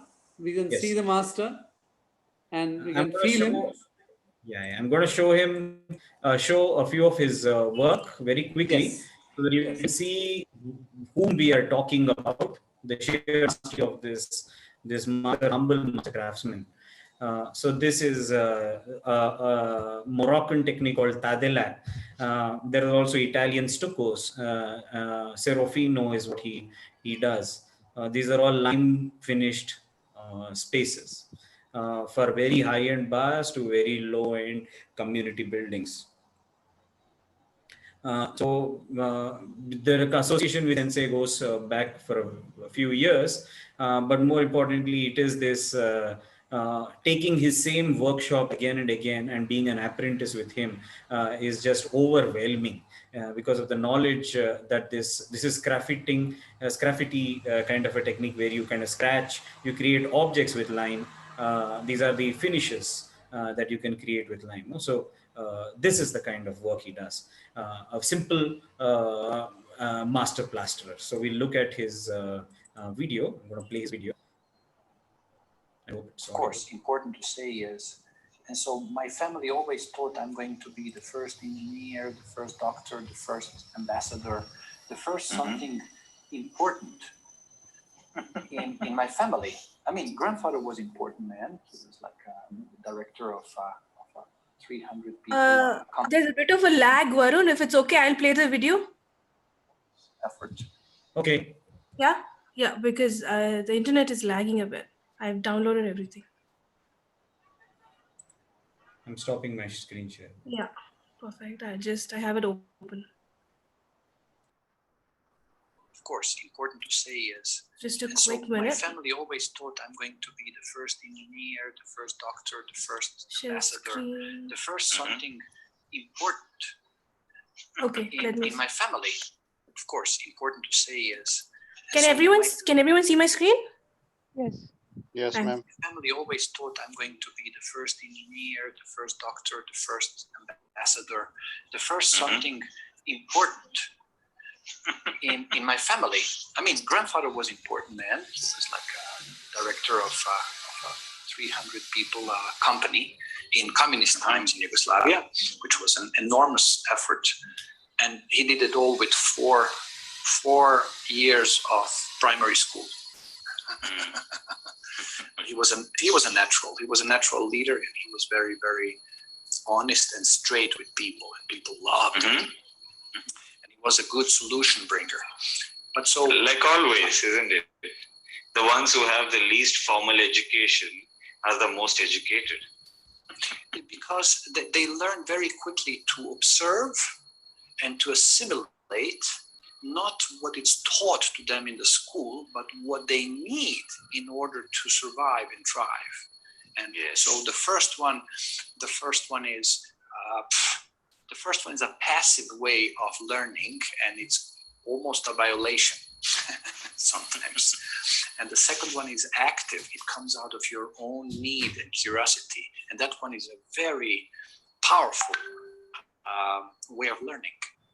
And so what happened to me, I was 17 years old, and my country got hit by the war, and we went through horrific, tremendous changes that I wouldn't recommend anybody. But the result of that was that 2 million people from a 4 million people country had to go out of the country. So I was one of them, and I went to Austria, and my family was already there. In about 2 months, after that, my dad came to me and said, son, we tried to get you to go on further in the school. I missed 1 year of my, what's it called here, preparatory school in order to get to the college or university. So I never doubted that I'm not going to go and study. But my dad came to me. It was wartime. He was putting a lot of money into that, into getting people out of the war, helping people, helping family. It was devastating for everybody. So he said to me, son, we couldn't get you into school because you're missing that 1 year, and they would just not accept the notes and the efforts of the schools you had from Yugoslavia, the one from Yugoslavia. So we're not going to be able to get you to school. And so you have basically two choices. You're going to start working, or we're going to try to get you to a craft, to learn a craft. I looked at him. I was completely undignified. I was so proud of myself. And I said to him, me working? You're kidding me. Well, it took me about 3 days to think what I like, and so and to realize what craft I really wanted it. And so my criteria as 17 years old was, I like women, I like something beautiful, I like design, and I like chatting. And I got my eureka, and I realized I had to become a hairdresser. You are. You still are. So I became I became a hairdresser, and the other very undignified result of that was I was 17 years old, almost 18, and I came from a very good schooling. And I had to go with the 14, 15-year-old girls that had no other option than to go to that school. And so there was another striking, a striking hit into my very ego that happened then. But what happened? Because I want to come back to your question. And this story was important, even though it took a while. I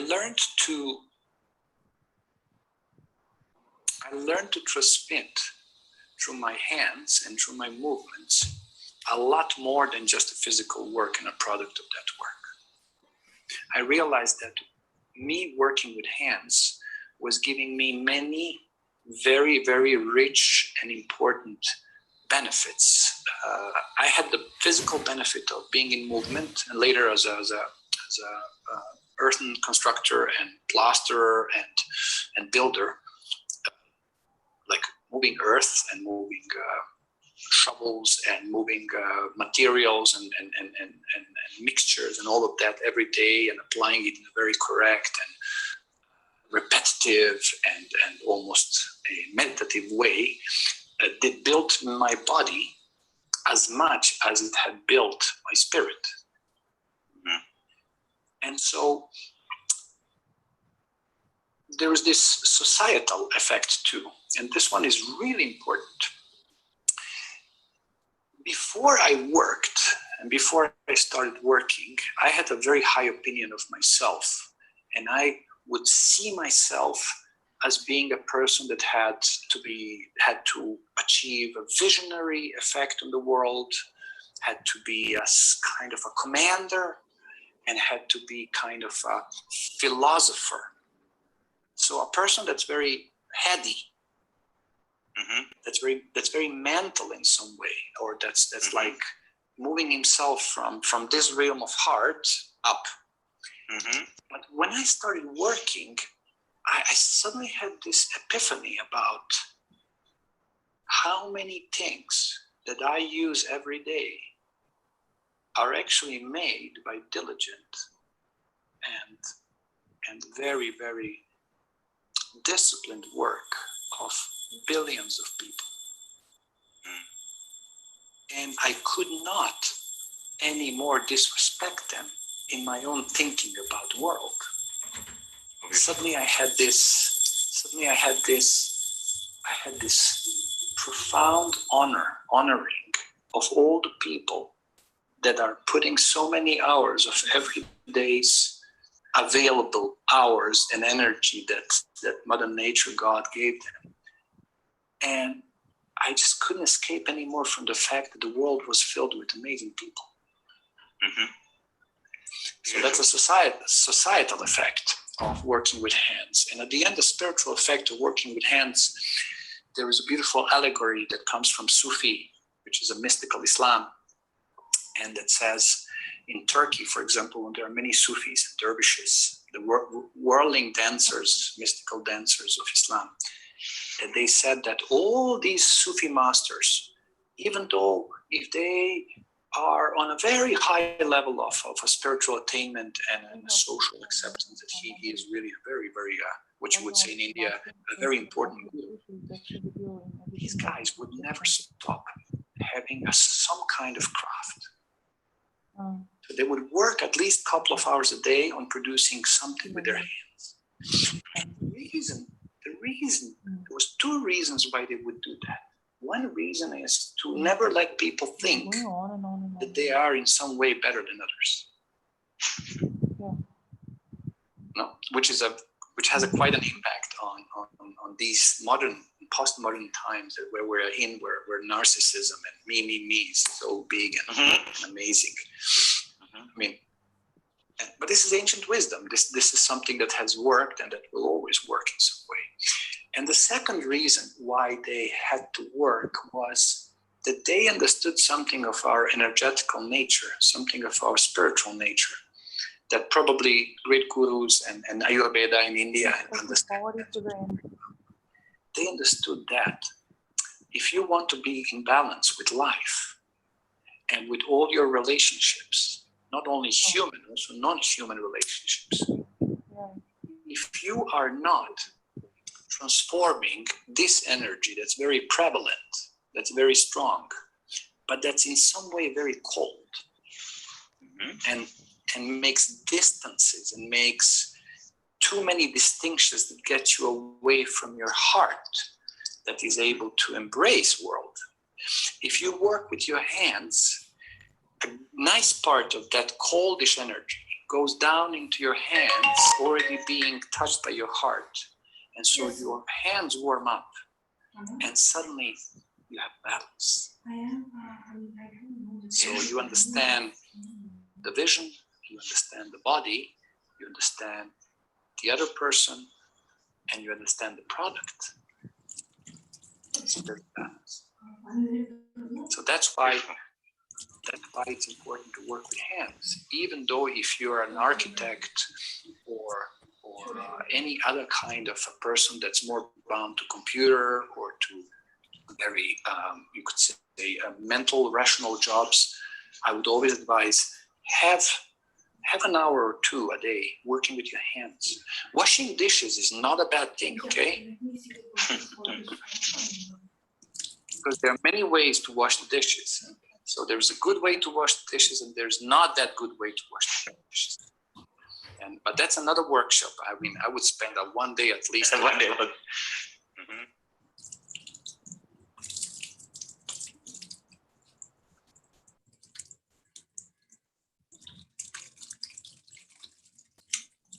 Oh, okay, I think we lost. Okay, no problem. We got a hang of what Amal wanted to express and where it come from and how his expressions were coming in from his childhood and how his background could help him to really develop a fine piece of art, and he shared it with lot of his people across the world. And Varun is probably one of them who really enjoyed a part of it and learned really some traits about it. It was nice. It was a pleasure listening to Amal. And thank you, Varun, to organize that at a very short notice. That was very beautiful. And thank you, Sundari, to have shared a great thing. It was a pleasure to have you both live and Amal's conversation on a recorded format in the entire webinar. And I'm sure we are just one of the class of the series that is happening.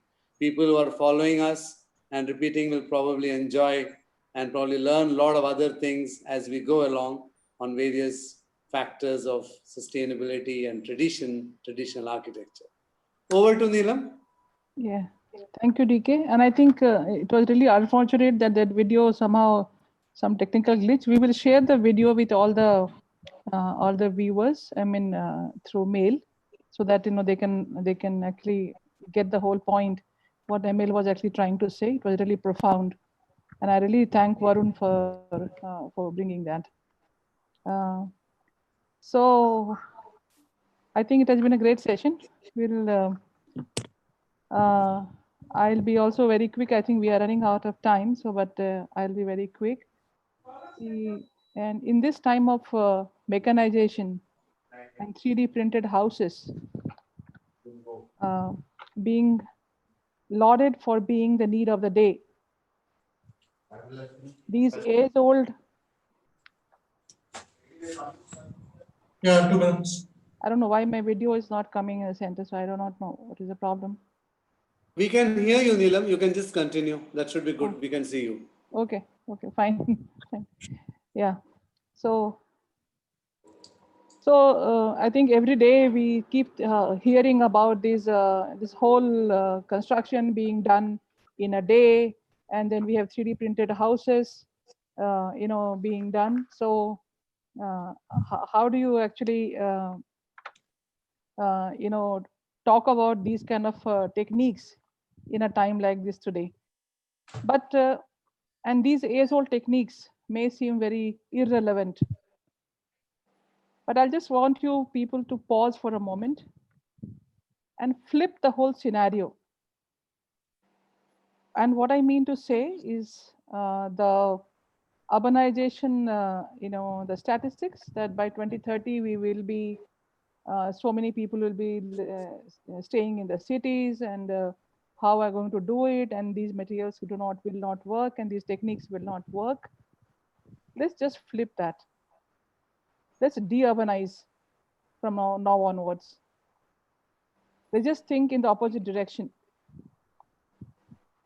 Let's think about the millions of unemployed youth as a resource and not a burden.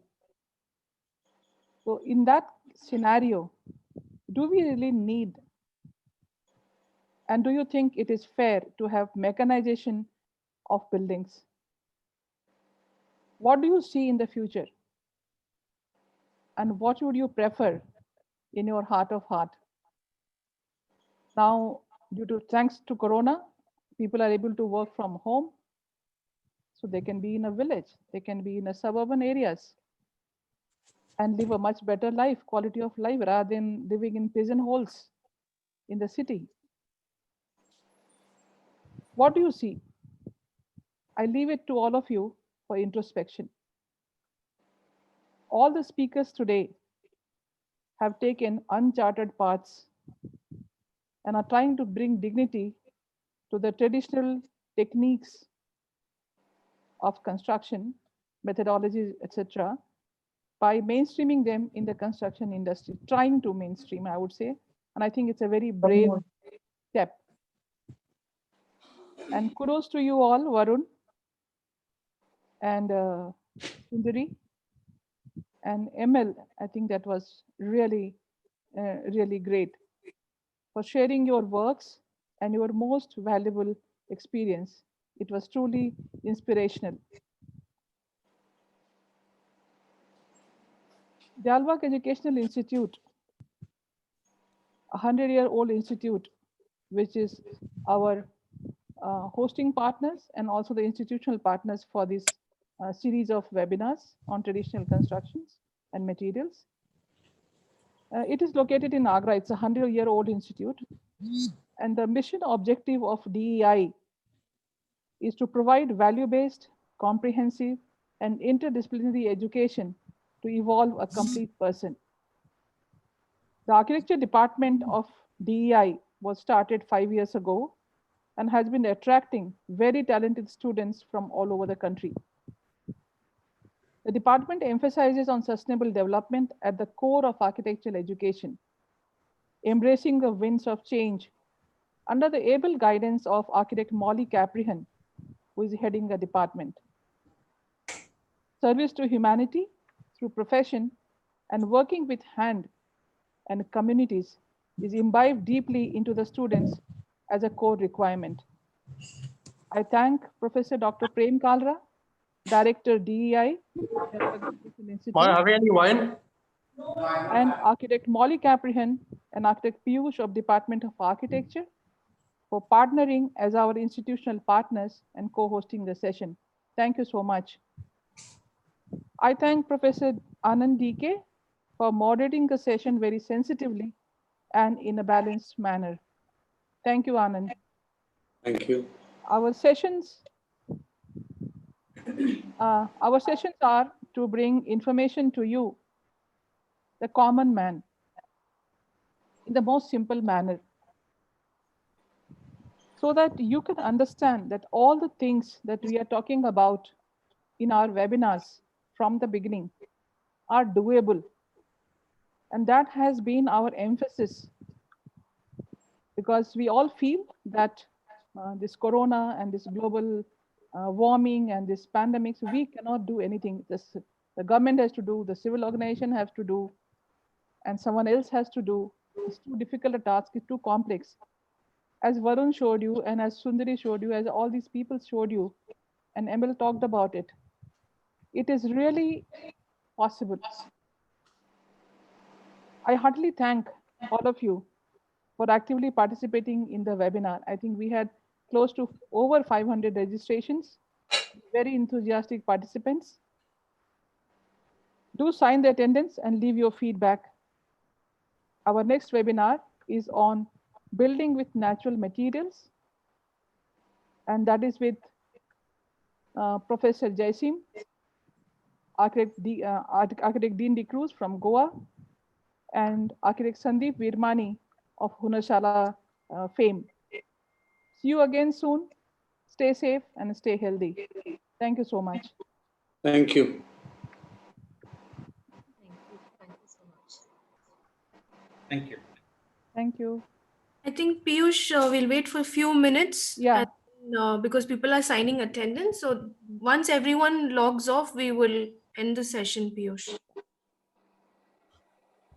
Okay, ma'am. Yeah, thank you. But I think, ma'am, you can leave. Neelam, ma'am, we will stay. I would have liked to see Piyush also for a moment on the screen.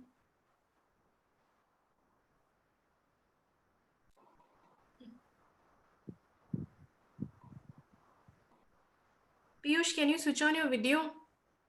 Yes, ma'am.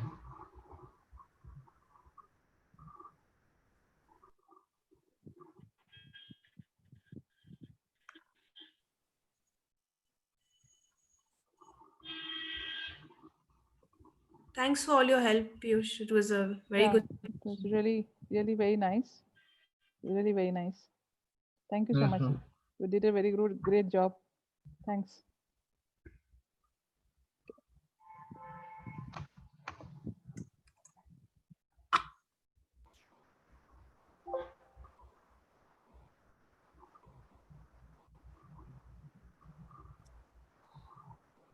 So, Wait for like a minute or so and we can, okay, ma'am. yeah. Sure, thank you, Piyush. I'll also take a leave. Thank you so much. Bye. Thank you. Thank you so much.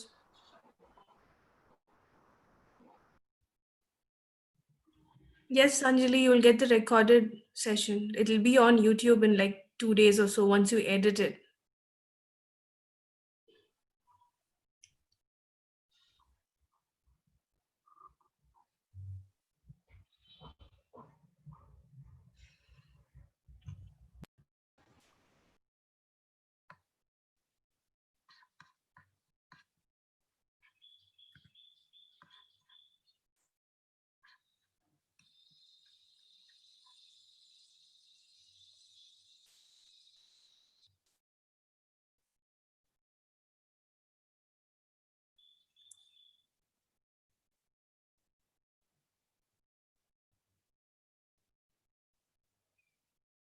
Raj Singh, we've answered, I think, a lot of questions, but because of time, we may not have answered all. You can write to cgbmtblr@gmail.com I'll just write that. And maybe we could forward it to Varun. You can write it to this email address.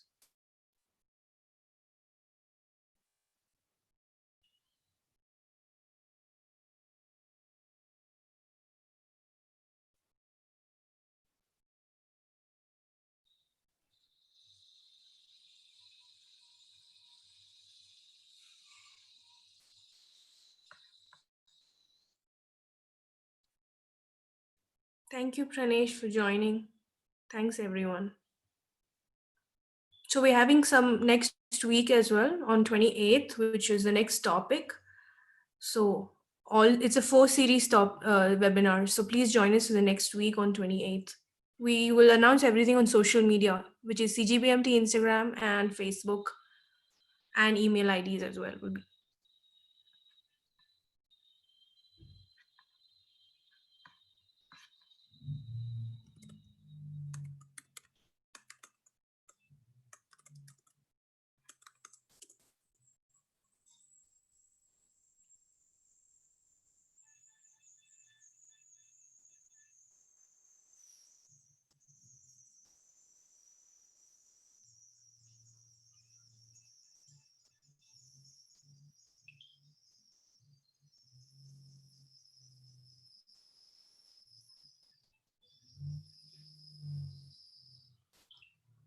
Piyush, I think we can end the session. Right, ma'am. Yeah? Okay. We'll speak to you later. Yeah, I think. Thank you. Bye.